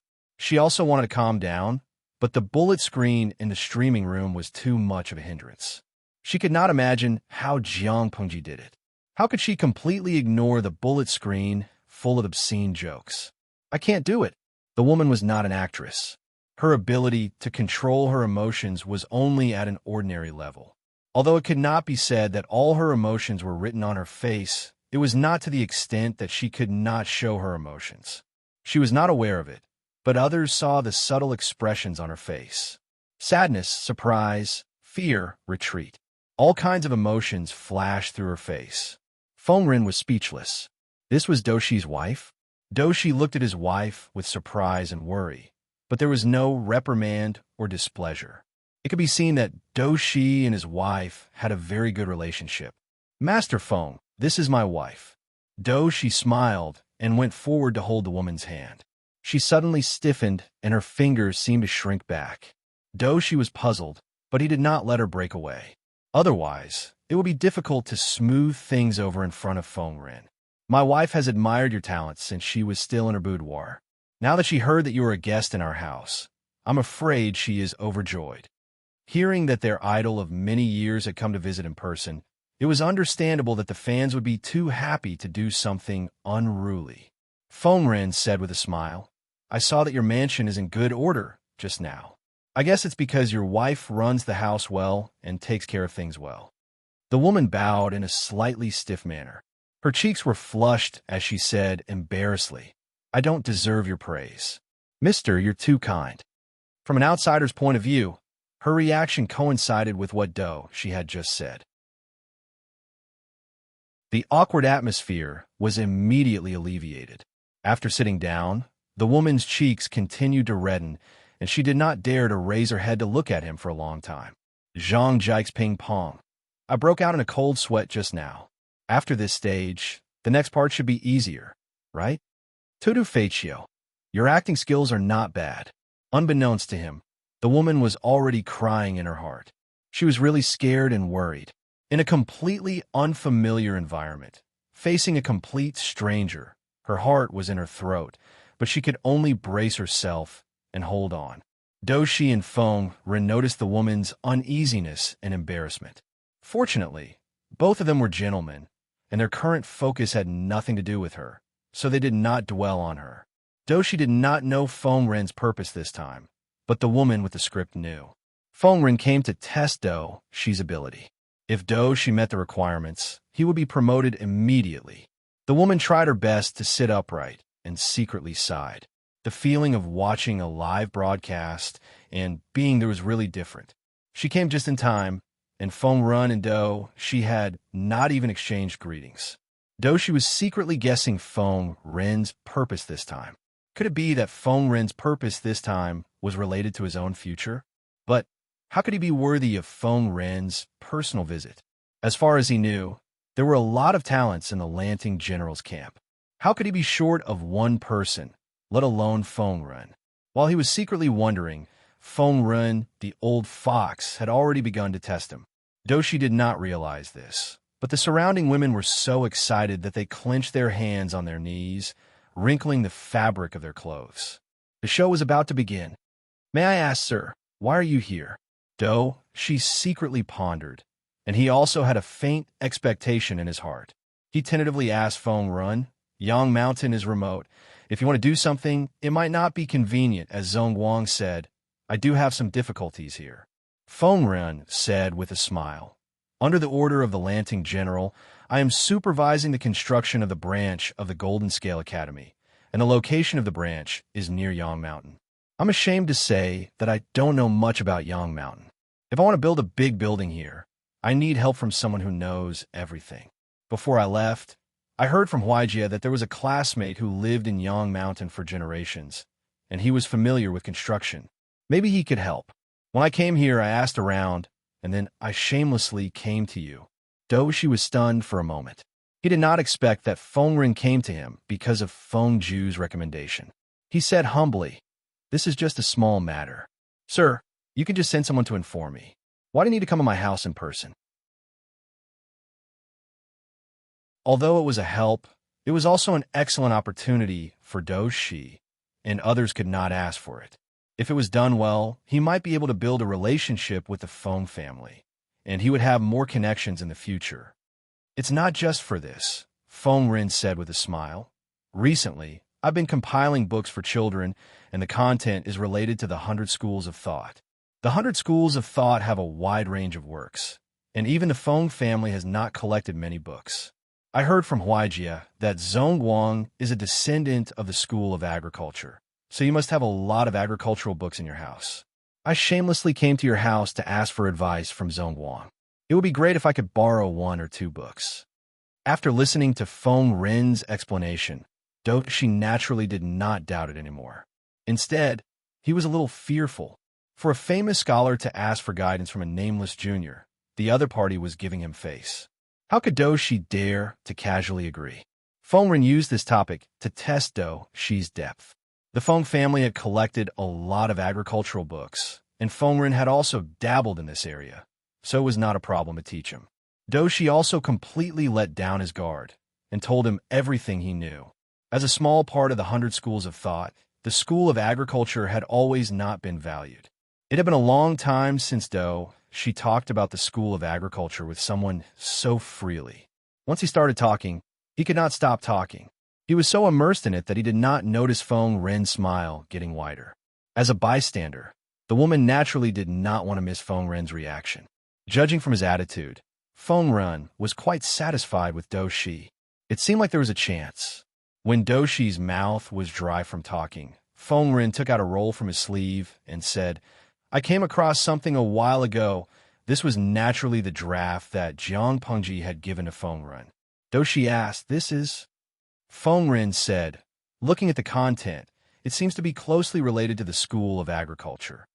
Do Shi's curiosity was aroused, and he boldly borrowed it from Feng Ren. He did not feel anything at first glance, but when he looked at it carefully, he felt like he had found a treasure.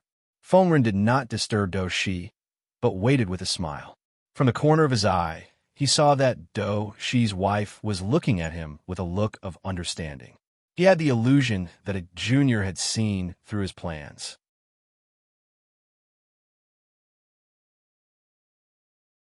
Chapter 1422. The woman saw through it, but didn't say it out loud. Feng Ren had a better impression of her. On the other side, she was getting more and more excited. He couldn't help but ask, "Where did you find this?" Feng Ren showed just the right amount of confusion. "Why are you so excited? Could it be that this item is a supreme treasure?" She suppressed his excitement. "I don't know if it's a treasure or not, but if it's used properly, it's worth tens of thousands of gold coins." Although the draft was written carelessly, she could see the value in it. Unlike the obscure and simple farming books, the content of the draft was concise and clear, almost like a vernacular. The content was also very interesting. It went from shallow to deep, progressing step by step, from a rough general category to a detailed description of each subcategory. There were also many farming plans. These plans were fresh to Doshi. This was like a key that opened the door to a new world, giving him a feeling of enlightenment. "Oh, really?" Feng Ren pretended to be surprised. Doshi suppressed his excitement and said with a smile, "If I didn't know who the author is, I would really like to visit you and have a good discussion." Feng Ren asked, "What do you mean?" Doshi said, "Dongqing is peaceful under the governance of Lord Lanting, but other places are suffering from famine. In the final analysis, it's because the good farmland produces too little food. There are many reasons for limiting the output of farmland, but the most fatal one is the fertility of farmland. The fertility of farmland was a big problem that was difficult to solve. It fundamentally restricted agricultural output. Even fertile farmland couldn't stand continuous farming. Sooner or later, it would degenerate due to the lack of fertility. For sustainable development, they could only choose to stop farming and let the fertility of the farmland recover by itself. Once they stopped farming, it meant that there would be no food production during the farming period, which undoubtedly increased the food pressure. Jiang Pengji had been fighting for years.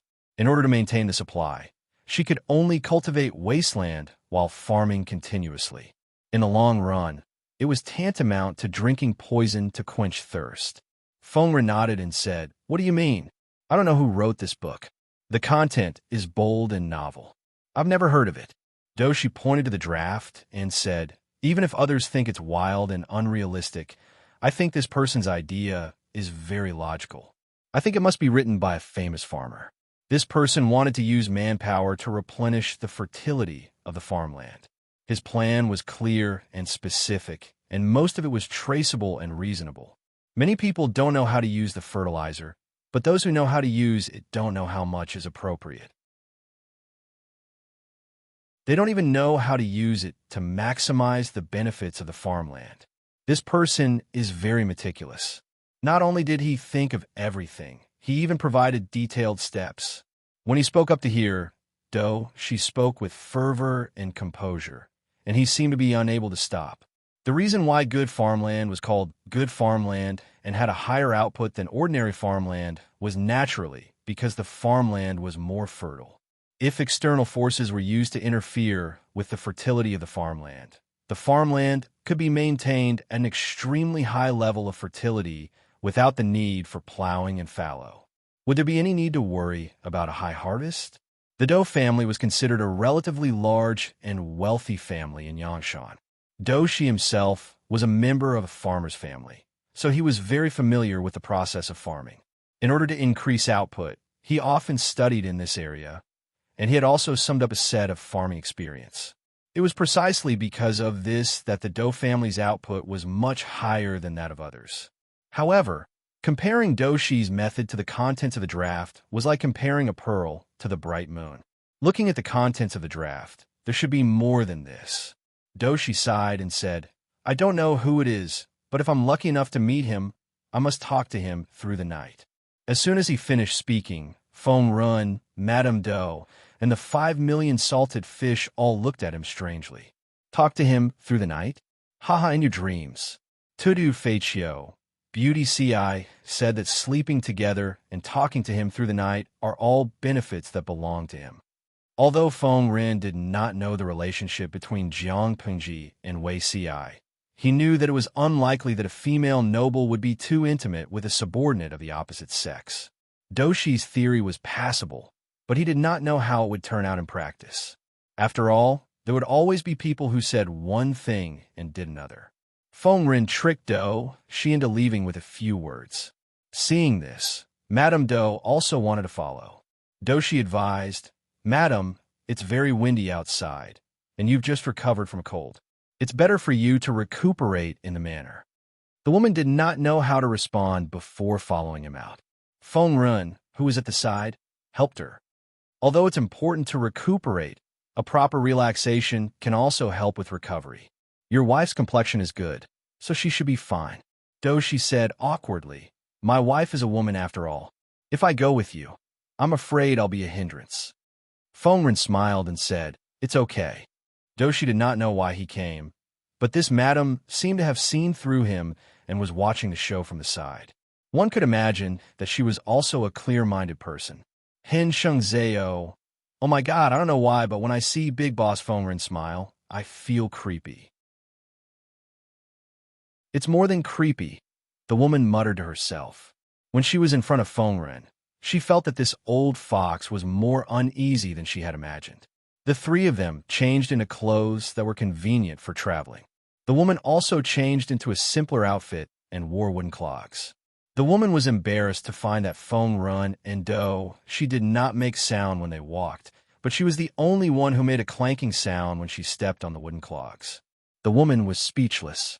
Hum hum hum, NH. Dou Shi also looked at his wife in surprise, and Feng Ren looked at her with a faint smile. She was so stressed. She felt that she could be exposed at any moment. "I was a little sick earlier. If I've been rude, please forgive me." The system did not prompt her, so she could only rack her brain to think of a way to deal with it. Fortunately, Feng Ren was not a calculative person, so he did not criticize her. The Dou family had a lot of farmland, and Dou Shi took care of a few acres himself. They were considered experimental fields. Because of proper care, the crops were growing well. Dou Shi was not only good at theory, but he was also very good at practice. He knew that the political views of the farmers were not in line with the mainstream, and he did not have any background, so officialdom was not suitable for him. Therefore, although he wanted to become an official, he also knew what he was doing. Most of his thoughts were on how to run the family business. As a rich family in Yangshan, running the farmland well was equivalent to running the family business well. Dou Shi combined theory with practice, and the harvest of the farmland was very good.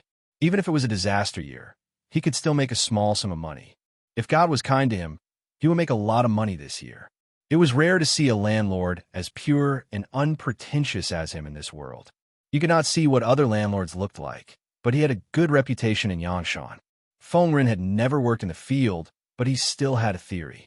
The woman also had the help of the salted fish in the live broadcast room, and from time to time, she would say something amazing. Feng Ren praised, "Your wife is really not an ordinary woman. With such insight, no wonder you can be in harmony with Zhongguang." The woman smiled shyly.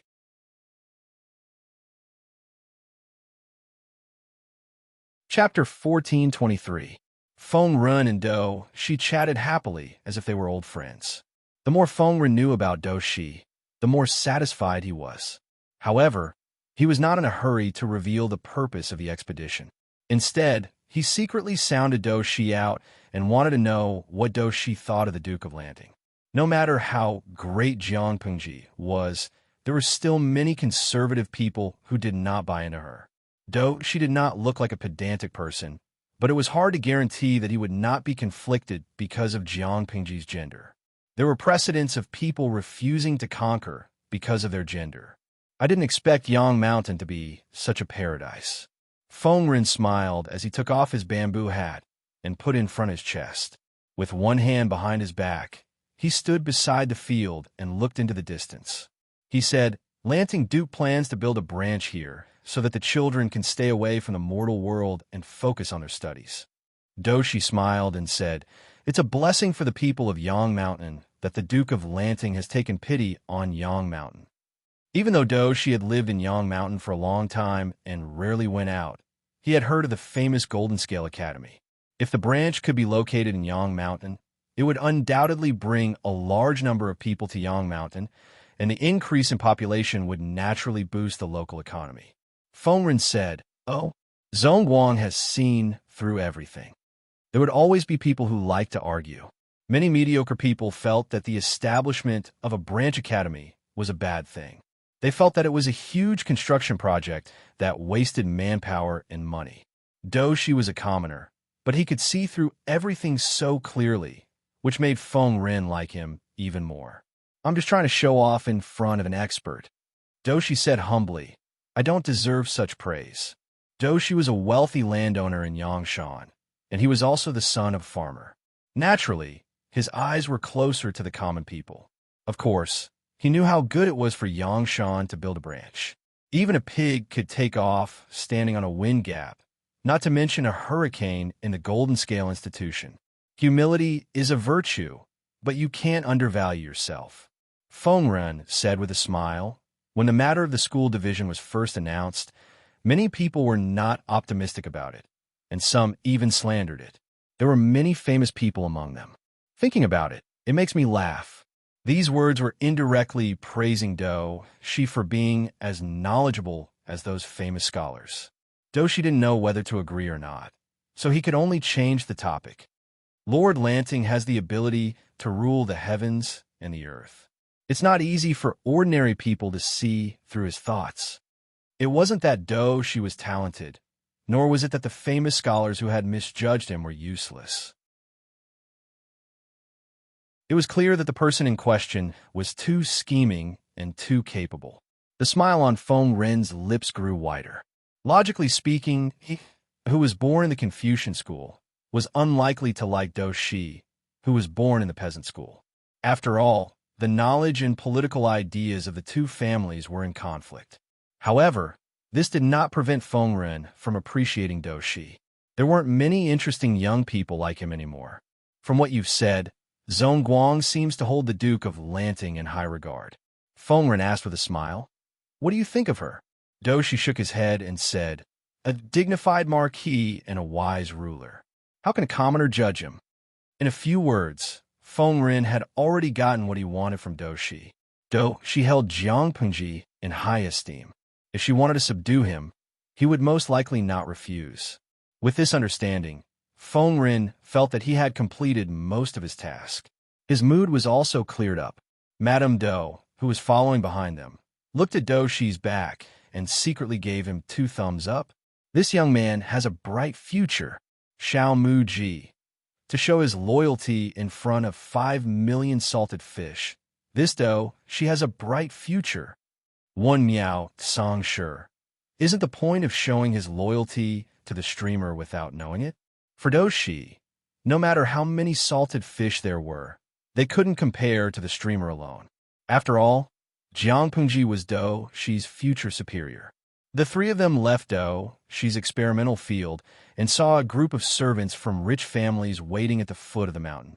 Doshi saw the emblem of the Feng family on the carriage and said sensibly, "Sir, you're busy. I won't bother you anymore." Fengren smiled and nodded. They agreed to meet next time. Madame Do watched Fengren get into the carriage and put down the curtain. She was stunned for a long time. "Wait, Big Boss Fengren, have you forgotten something? Where's the document that the streamer wrote to Doshi?" Although she didn't scream, her emotions were still revealed. Doshi saw all the changes in her expression. "Madam, what's wrong? It was hot outside." Doshi held an umbrella for her. The woman came back to her senses and said embarrassedly, "I'm a little reluctant. It's rare to meet a famous scholar.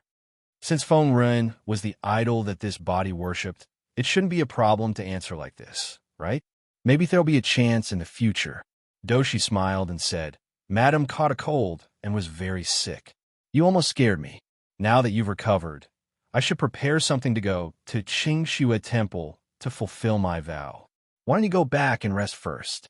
Don't tire yourself out." "Qingxue Temple?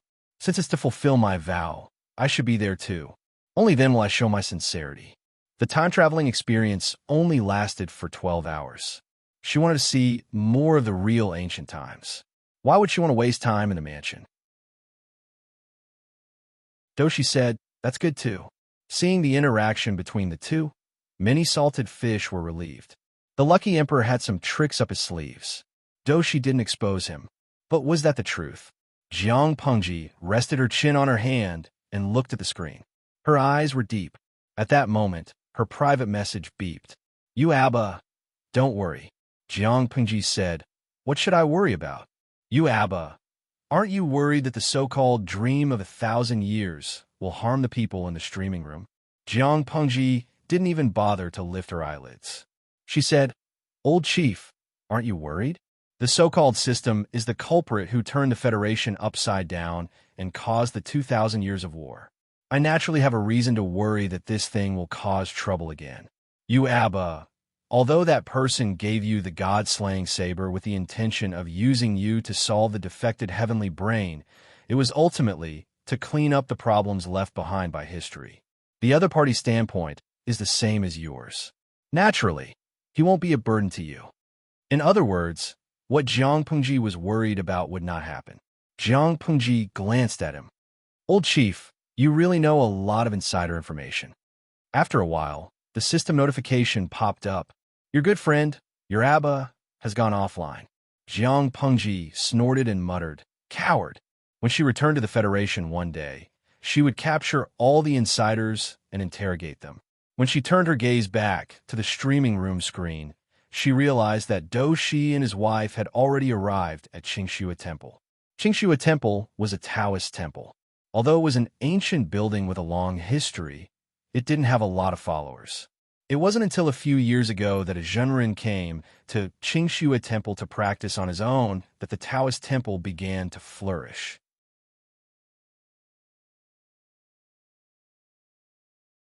Chapter 1424. Many believers came here to ask for divination. Since the divination was so accurate, it was hard for the incense to not be popular. Immortal Liru was over 70 years old, but to outsiders, he had white hair and a youthful complexion. He was hale and hearty, and his steps were steady. Madame Do had visited Taoist temples during holidays, but those temples were more like tourist attractions. Many Taoist priests were also there, and they did not look like otherworldly masters at all. In contrast, the Qingxue Temple was much quieter. The believers and Taoist priests who came and went were pious. She calmed down and followed Do Shi into the Taoist temple. What do you think of this place, madam? The woman was slow to react. She smiled and said, It's very good. It's not grand, but the atmosphere is very comfortable. After that, she looked around curiously, as if everything was new to her. Doshi was speechless. The two entered the main hall. The temple master, Immortal Liru, was also there. He was explaining the divination of a believer in a low voice. When Immortal Liru was done, Doshi stepped forward. After greeting each other, Doshi explained the purpose of his visit and asked about the requirements for the vow. Immortal Liru glanced at Madame Do. He frowned slightly at first, but then relaxed. Your wife's complexion is excellent and her aura is strong. It seems that she has passed the hurdle and will recover in a few days. Immortal Liru summoned a Taoist boy and asked him to take Madame Do to burn incense elsewhere. The latter could not have asked for more and walked briskly. Hearing the sound of Immortal falling on the ground gradually fade away, Doshi's face suddenly darkened. Immortal Liru said, According to the divination, your wife won't survive the cold. Now that the heavens have blessed her, she should be fine. Immortal, this one, is definitely not the real Zhuijing. He's not some mountain spirit or wild monster. Doshi said, My wife was born in a poor and illiterate family. But this one is different. His words and actions are very different from my wife's. Immortal, do you have a way to get rid of this demon? Doshi did not care about the mountain spirit or wild monster. He just wanted his wife back. According to Immortal Liru's previous assertion, his wife would not leave this world for long. But he could not tolerate a stranger occupying her body. Don't worry, Layman Do. Immortal Liru comforted Doshi. This is your wife's fortune. It's not a bad thing. She was surprised. What do you mean? Now, this young householder is a lucky star, perfected Liru said with a smile. I hereby congratulate Householder Do and his wife for growing old together. She was stunned. Tao Master, Do you mean my wife will be back soon? Adept Lu Ru said, if I'm not wrong, that little lucky star can only stay here for 12 hours. In any case, he could be considered as half a savior. Don't try to crush him to death so easily. Do Shi's heart, which had been hanging in suspense, finally calmed down. Not a mountain spirit, but a lucky star? He was glad that he didn't act impulsively. Otherwise, things would have really gone south. Naturally, Madame Do was unaware of the conversation between Do, Shi, and enlightened Master Li Ru. She sent the Taoist boy away. Seeing that there was no one around, she instantly let loose her natural instincts. She wished she could kick away the wooden clogs. These things were really difficult to wear. It smells so good. She tiptoed on one side of the courtyard wall. She could clearly smell the fragrance of flowers drifting in from outside the courtyard, but she couldn't see the scenery. Looking left and right, she saw that there was no one around. She took off the wooden clogs and climbed up the rockery. Indeed, there was a beautiful scenery outside the courtyard. These Taoist priests really know how to enjoy life. It's such a blessing to live here in retirement. It would be even better if I had a cell phone and Wi-Fi. As someone who couldn't live without a cell phone 24/7, if not for the novelty of transmigration, she really couldn't stand the time without one.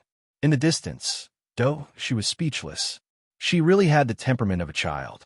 He waited for a while for the other party to climb down to her heart's content before calling out to her. Madame Do didn't know what to do, but when she heard Do Shi say that the matter was settled and they could go home, she believed him. On the way back, Do Shi saw that she was extremely curious about the market outside, so he found an excuse to take her for a stroll. Madame Do mumbled softly, a good man who's willing to buy things for his wife. What a rare and endangered species. Do Shi was indeed a very good person. No matter what small item she fancied, he would happily pay for it. Of course, she didn't buy anything expensive. Most of them were ornaments, sachets, or snacks from stalls. In ancient times, the market was poor and there weren't many goods. Women only shopped for the atmosphere, and they got bored after a while. Do Shi saw that she looked a little tired, so he offered to take a break at the tea house. What are you thinking about, madam? Do Shi saw that she stirred the tea but didn't drink it, looking absent-minded. Indeed, the woman didn't drink tea. Tea in this era was a dark cuisine. All kinds of seasonings were used to boil it, and the taste was very strange.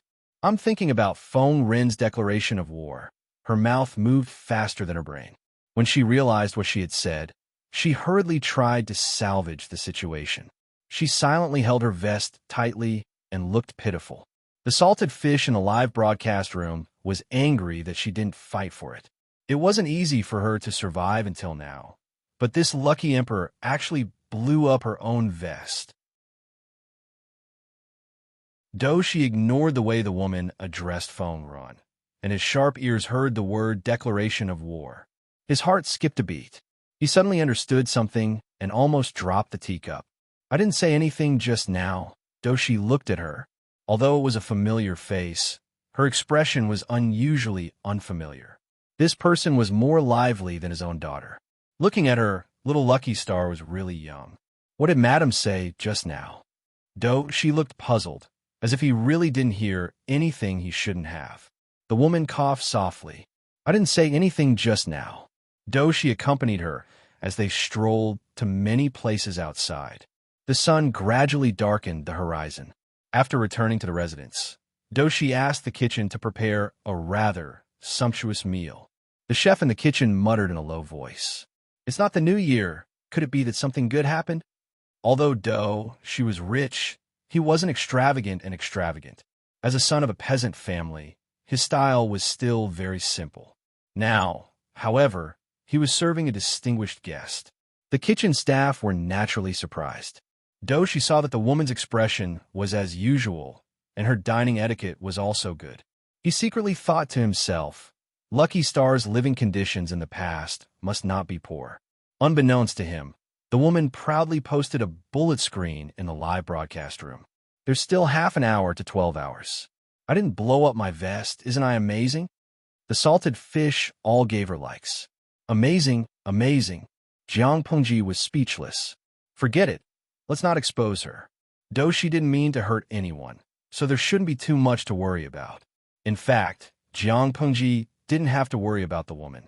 Dream of 1,000 Years was a welfare activity, so naturally, there were sound protective measures.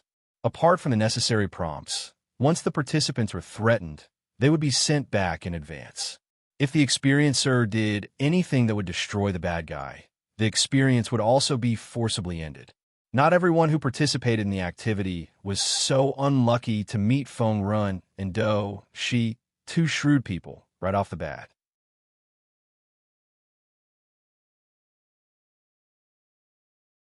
Chapter 1425. After dinner, the woman found that the Dream of 1,000 Years activity had entered its last 20 minutes. She felt relieved and a little regretful at the same time. Her goal was to touch the streamer's hand. She didn't expect to be placed in Yangshan in Shangyang County, which was several days away from Xiangyang County in Fengyi County. Thinking of this, her loyal expression showed some regret. Doshi saw it. "Would you like to accompany me for a walk in the courtyard?" Doshi asked for her opinion. Perhaps because there were only 20 minutes left, the woman was not as frightened as she was at the beginning. Instead, she responded with a smile. "Let's walk after dinner. I'm 99 years old, of course I have to go." The wooden clogs fell on the cobblestone path with a crisp and rhythmic sound. The woman didn't deliberately fall behind or beside Doshi. Instead, she overtook him by half a body's length. There was a small garden in the Do mansion, complete with rockery and flowers. The overall layout looked very elegant. Doshi couldn't help laughing when he saw that she couldn't even walk properly.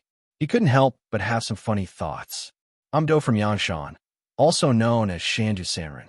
May I take the liberty to ask, what is the name of this girl who is more beautiful than a flower?" The woman's heart skipped a beat.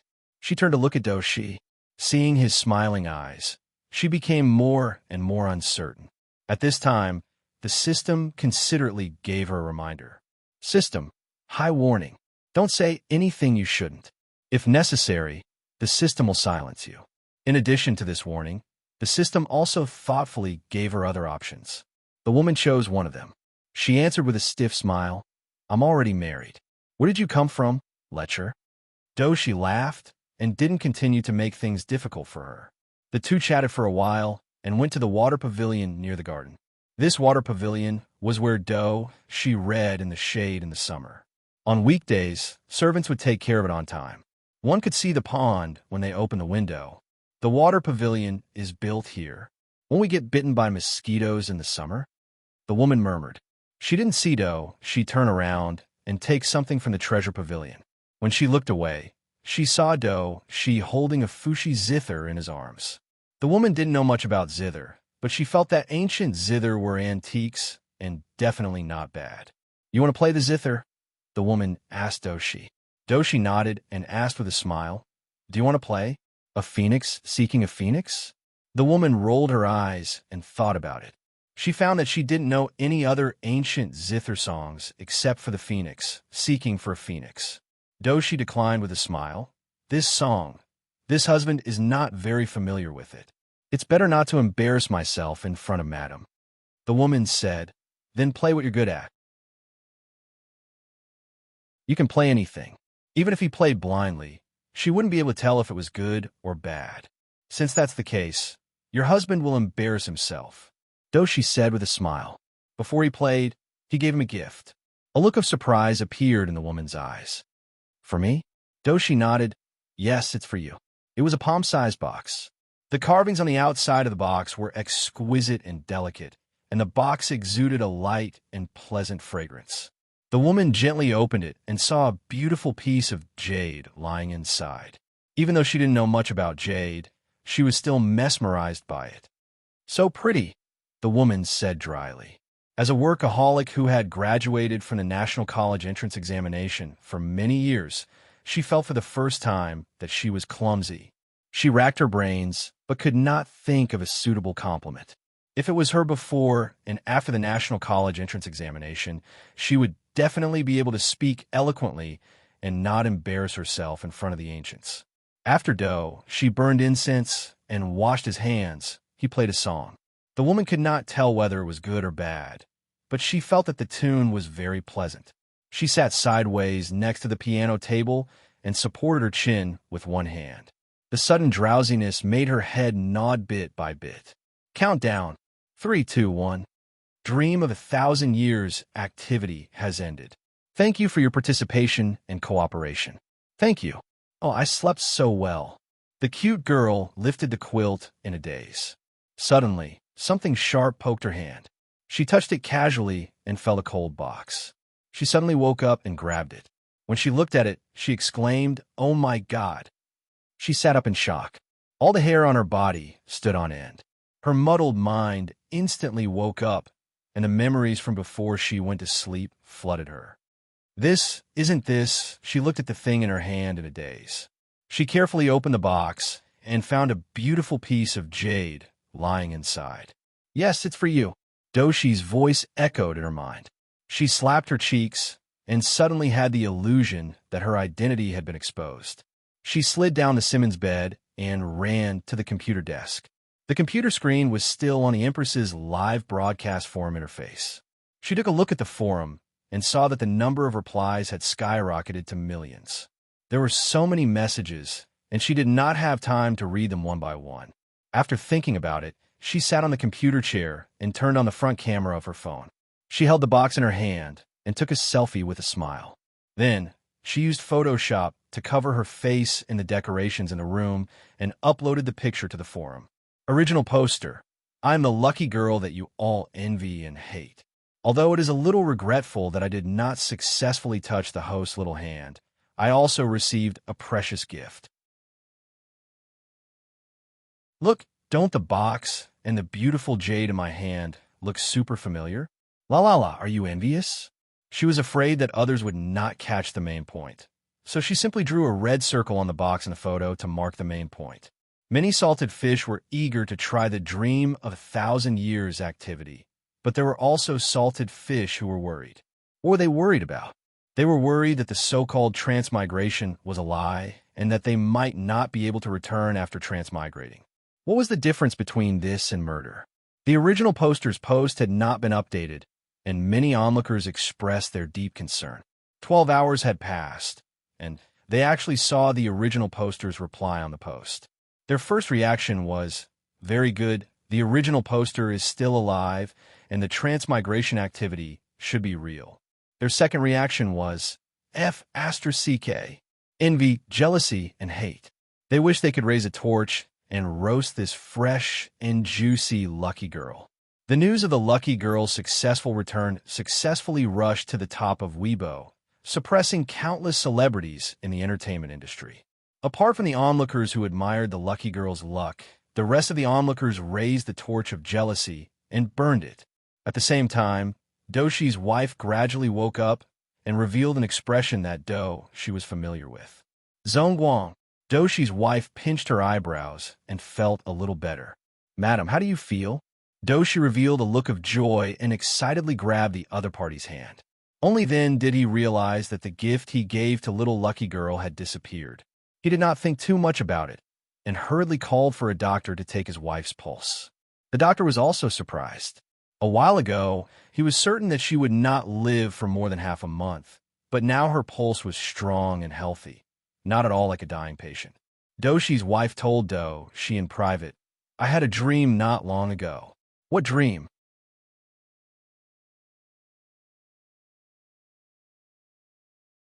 Chapter 1426. The ancients were still in awe of gods and ghosts, and she was no exception.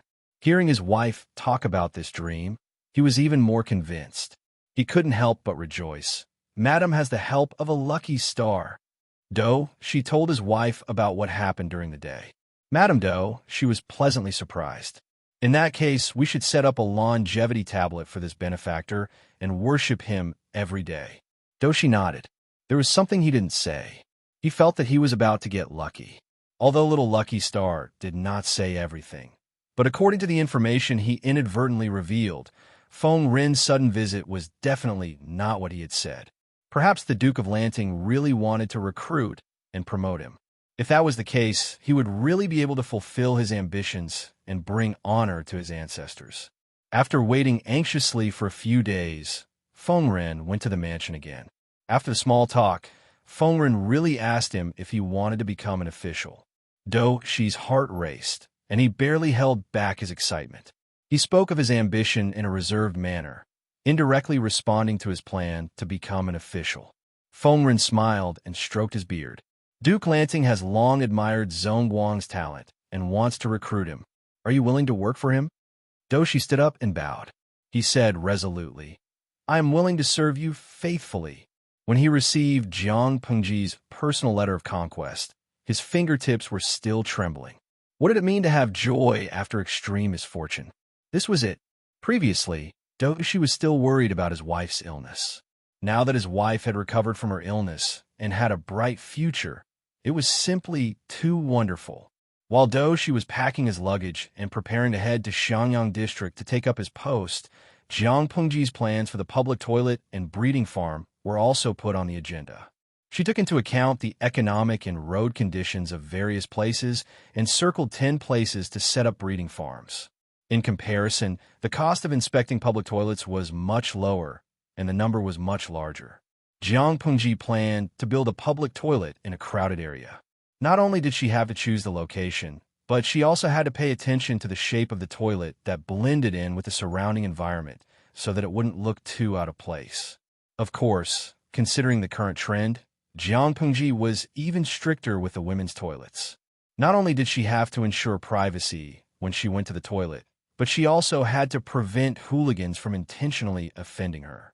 Therefore, it was necessary to arrange for people to guard the women's toilets. Naturally, the maintenance of the public toilets also required people. This way, he could increase the number of jobs. Although this job was dirty, smelly, and tiring, it could earn enough money to support a family. Naturally, there was no need to worry that no one would want to do it.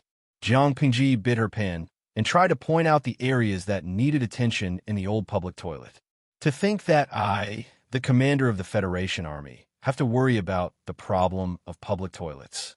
When I was in the Federation, it was none of my business even if the public toilets of the department were blocked. I'm really regressing. Jiang Pengji held the pen in her mouth and grumbled. She hadn't been able to sleep well for the past few days because of the issue with the toilet and the farm. You manage the weather, the earth, and the people's daily needs. How is she a farm owner? She's clearly a full-time nanny. Jiang Pengji lay on the mat beside the table like a piece of streaky pork on a chopping board. She put her hands behind her head and opened the bamboo scroll on her face to block the sunlight. She propped one foot up and placed the other on the table. Her bare feet dangled in the air. The moment Qiguan Rang entered, he saw his lord's demeanor as if it had been eaten by a dog. His eyebrows twitched, but he didn't say anything in the end. Not to mention women, even men rarely disregarded etiquette like this. Greetings, my lord. Qiguan Rang bowed. Jiang Pengji blew at the bamboo scroll and realized that it wouldn't budge. She then lifted her hand and removed it. Wenjeng? What's the matter? Jiang Pengji yawned and sat up lazily. She still looked weak and lethargic. Has my lord been very sleepy lately? Qiguan Rang asked tentatively. He didn't have a chance to feel Jiang Pengji's pulse, so he could only beat around the bush. It wasn't a good sign that his lord, who had always been lively and energetic, suddenly felt sleepy and liked to sleep. Jiang Pengji rested her chin on her hand and muttered, Wenjeng, I haven't slept for 4 or 5 days. Do you think I'm sleepy? Although she didn't have dark circles under her eyes, it was true that she stayed up late. For so many days, she was either out on an inspection trip or staying indoors to plan and draw. She also had to rack her brains to think of problems that might occur after the implementation of the plan and come up with countermeasures in advance. When she was busy, it wasn't as easy for her as Qiguan Rang and the others. Qiguan Rang and the others were all ordinary people. Their physical endurance was limited. It was impossible for them to be busy day and night. Although it was said that working overtime was extremely tiring, it wasn't really tiring when the working hours were calculated. Fengzhen and Yang Si could even get together and drink. Jiang Pengji was at a disadvantage. She was in good physical condition, so she didn't show any signs of exhaustion even if she stayed up late to fight. In addition, she often skipped work, which gave people the impression that she didn't do proper work. Before Qiguan Rang showed a distressed and disapproving look, Jiang Pengji asked him again, "Wenzheng, is there anything?" Qiguan Rang presented a thick booklet to her. Jiang Pengji picked it up and glanced at it. "This is Wenbin's handwriting. Is there any progress on his side?" Han Yu's work for the past year was to sort out the old laws and compile new ones, such as the previous marriage law and the child protection law that he was busy with. As long as the war was not urgent, Jiang Pengji didn't plan to let Han Yu go to the battlefield again. It wasn't that Han Yu's military talent wasn't good. On the contrary, Han Yu almost killed Yang Si and made Jiang Pengji suffer a great loss. His talent was beyond doubt. However, Jiang Pengji felt that everyone had their own platform to show their talents. Compared to the battlefield, it was more suitable for Han Yu. So far, Jiang Pengji couldn't find a suitable legal talent other than Han Yu. Han Yu outshone the others. Of course, if Han Yu preferred the battlefield, Jiang Pengji wouldn't stop him. The battlefield was risky, but he could accumulate merits quickly. Qiguan Rang said, "Yes, but Wenbin is not in good spirits. He hasn't slept for several days. Let him rest first." Looking at the dark circles under Han Yu's eyes, Han Yu would die suddenly if he continued to practice immortality. Qiguan Rang didn't want anything to happen to Han Yu, so he coaxed him to go home to sleep. Since Jiang Pengji and Qiguan Rang had a showdown, Qiguan Rang had placed Han Yu and Wei Si at the top of his heart. They were both his precious eggs. For the sake of his precious egg, he was willing to personally run an errand. Jiang Pengji carefully looked at the first-generation manuscript that Qiguan Rang handed to her. Her brows loosened and furrowed from time to time. She looked serious. "My lord, how is it?" Jiang Pengji said, "There's still some shortcomings. Many parts are a bit cumbersome. Laws are different from other things. The parts that should be simplified, and the parts that should be detailed. There is no room for lawbreakers to take advantage of. However, according to the standards of the first-generation manuscript, Wenbin didn't disappoint me. Wenzheng, go back and tell him to stay at home and recuperate. He will come back to see me in 3 to 5 days." Qiguan Rang said, "Yes." After Qiguan Rang left, Jiang Pengji went to the bookshelf and took out a brand new book. She called a maid to grind the ink. Jiang Pengji made a copy of Han Yu's manuscript. She planned to proofread, correct, and supplement the parts with the audience in the streaming room. He will die suddenly sooner or later. I've never been so hard-working in my previous life. Keep working. I'll be a slave for the rest of my life.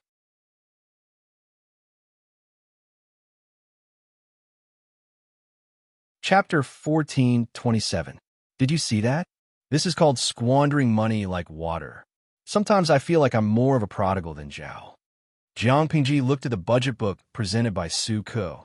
She was shocked and self-deprecating at the same time. The farm could at least achieve a balance of income and expenditure, but it was impossible for the public toilets. Not only was there no room for profit, but a large amount of money had to be spent on maintenance and renovation. The only benefit was probably an increase in employment and a stable supply of raw materials for fertilizer. Jiang Pengji sighed and covered her eyes with her hands to avoid looking at the account book on the table. If it wasn't for the friendly sponsorship of the Tao family, Jiang Pengji's funds would have been in trouble. Su Ke advised, "My lord, you should think on the bright side. If this is really good for farming and fertilizer, do you still have to worry about compensation in the future? If the fertilizer problem was solved, there would be a bumper harvest every year. The grain tax alone would reach a new high. Why would she feel distressed about this small expenditure?" Jiang Pengji rested her chin on her hand and said, "I like what Xiao Yu said. Time will prove that my squandering is meaningful." After spending most of the day dealing with official affairs, Jiang Pengji got up from the table and loosened her muscles in an inelegant manner. Perhaps it was because she hadn't been completely active for a long time. She was always lazy. She would go to the drill ground to find Fu Wang and the others to practice some skills. Jiang Pengji did a few stretching exercises and rubbed her sore neck. She heard the sound of footsteps approaching from outside. It's almost lunchtime. Is there anything else? Jiang Pengji was about to have lunch. Couldn't they let her rest? My lord, Do, she has come to take office. The secretary is asking how to settle him. Jiang Pengji raised her eyebrows and put down her hand that was rubbing her neck. Bring him to me. I'll settle him myself. Although Feng Zhu and Feng Ren both recognized Do, she's talent, Jiang Pengji was strict with people. She still had to check on him personally. In the other room, Doshi was waiting for the result anxiously. He felt like Yang Shan, who was favored by the Jinlin branch. He was like a pig standing on the wind, waiting for the moment to take off. Doshi had tried his best to overestimate his future, but he still underestimated it. When others told him that Lu Shi, the feudal lord, had personally received him, she was so stunned that he almost fell into a daze. Despite the tempestuous waves in his heart, Doshi's expression remained calm and composed. His every move seemed to have been measured with a ruler, and there was nothing wrong with it. Commoner Doshi greets the Duke of Lanting. Even in his old age, Doshi still remembered that kowtowing in the hall lasted his entire life. Jiang Pengji gazed deeply at Doshi below with her slightly indifferent eyes. She sized him up for a while before moving her eyes away. She helped Doshi up and asked, "You are Zhongguang?" "It's just as old Mr. Feng said. He's a dragon among men." Doshi stood up and said humbly, "I'm just a commoner in the countryside. I've done nothing to deserve such a great honor. What's so difficult about making a contribution? True gold is not afraid of the red cauldron. Zhongguang is talented and only lacks an opportunity to easily rise to the top." Jiang Pengji teased Doshi with a smile and said, "In my opinion, it's not that Zhongguang can't bear the responsibility, it's that it doesn't suit Zhongguang." Doshi panicked even more, and his heart was filled with apprehension. It was a good thing that the new boss thought highly of him, but it wasn't a good thing to have high expectations of him. If the expectations were too high and he failed to reach the other party's bottom line, he would be the unlucky one. However, Jiang Pengji had made it a dead end. Doshi couldn't accept it arrogantly, nor could he refuse it humbly. He was in a dilemma. Just as he was getting anxious, Jiang Pengji smiled and said to him, "What does Zhongguang think of the position of Officer of the Code of Agriculture?" "Officer of the Code of Agriculture?" Doshi was shocked and hurriedly said, "I don't dare to occupy a high position in order to make a contribution. Please take back your order, Lord Lanting." Officer of the Code of Agriculture sounded like a farmer, but he was qualified to be in charge of agricultural production, civil affairs, and land rent. He had a lot of power. Doshi had been a commoner before, but he had become Officer of the Code of Agriculture after a short while. His authority was similar to that of a county chief. Wasn't this attracting hatred? Seeing that she was about to break out in a sweat, Jiang Pengji laughed and said, "Don't be so nervous. Officer of the Code of Agriculture isn't a lucrative job for me. Since you're from a farming family, this position is naturally suitable for you. We can't let Han Mei and the others take on this position. It's not right." Liun was a general who led troops to war. After he came back, he not only had to train the troops, but he also had to manage the fields. It was too much of a waste of energy. Even if Liun's achievements in agriculture were not bad, he was not a professional after all. It was not right for him to continue taking on this position. She stubbornly said, "I'm not worthy of this position. I dare not accept your order." If one's virtue did not match the position, there would be a calamity. It was a good thing that a pie fell from the sky, but if the pie was too big, it could crush someone to death. At that moment, salted fish in the streaming room reminded Jiang Pengji. "Zi Xiao Xiao. Streamer, have pity on him. Don't continue to scare him." This is like a graduate applying for a job in the world's top 500. If he's not careful, he'll be pushed to the position of a department head. You're not afraid that he won't do well, but he'll be worried that he won't do well. Yi Wu Yanling, streamer, let him start from an inconspicuous position. If he's really capable, he'll rise sooner or later. If he's suddenly promoted to the position of Officer of the Diannone, even if he's really capable, the people below him won't be convinced. This will be troublesome. Since you're so insistent, I won't force you. Jiang Pengji took Insalted Fish's opinion and took a step back. I'll reserve the position of officer of the Diannong for you. When you make a contribution, you can take it at any time. Zhong Guang, don't tell me that you don't even have this little bit of confidence. Doshi could tell that Jiang Pengji really had high hopes for him. He said resolutely, I'll do my best to repay Lord Lanting's kindness. Jiang Pengji was not a person who liked to procrastinate. Since though she was already in her camp, there was no trial period. She rolled up her sleeves and went to work directly. The fertility of the farmland had been declining due to the non-stop farming in the past few years. If she did not try to remedy it, the harvest in the next 2 years would be very poor. Time was precious. Doshi could take up his post as soon as he came.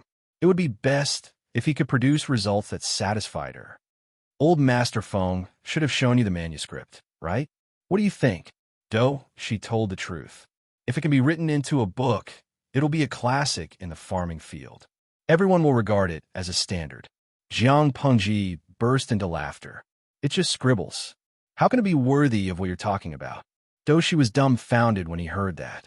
Even his smart brain did not work well. Lord Lanting's words meant. Could it be that the manuscript was written by her?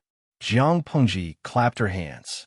The person waiting outside the house carried all the manuscript and thoughts she had sorted out. Although she had some general knowledge about agriculture, it was just a trifle. At most, she could see further than Doshi and see the big picture more comprehensively. You're tuning into the Romance Rendezvous YouTube channel. We're so grateful for your support, and don't forget to subscribe to join us on this incredible journey through captivating stories. Your generosity through donations truly makes a world of difference, as it's the primary source of revenue that allows me to expand and enhance this channel for you. Thank you from the bottom of my heart for being a part of this adventure.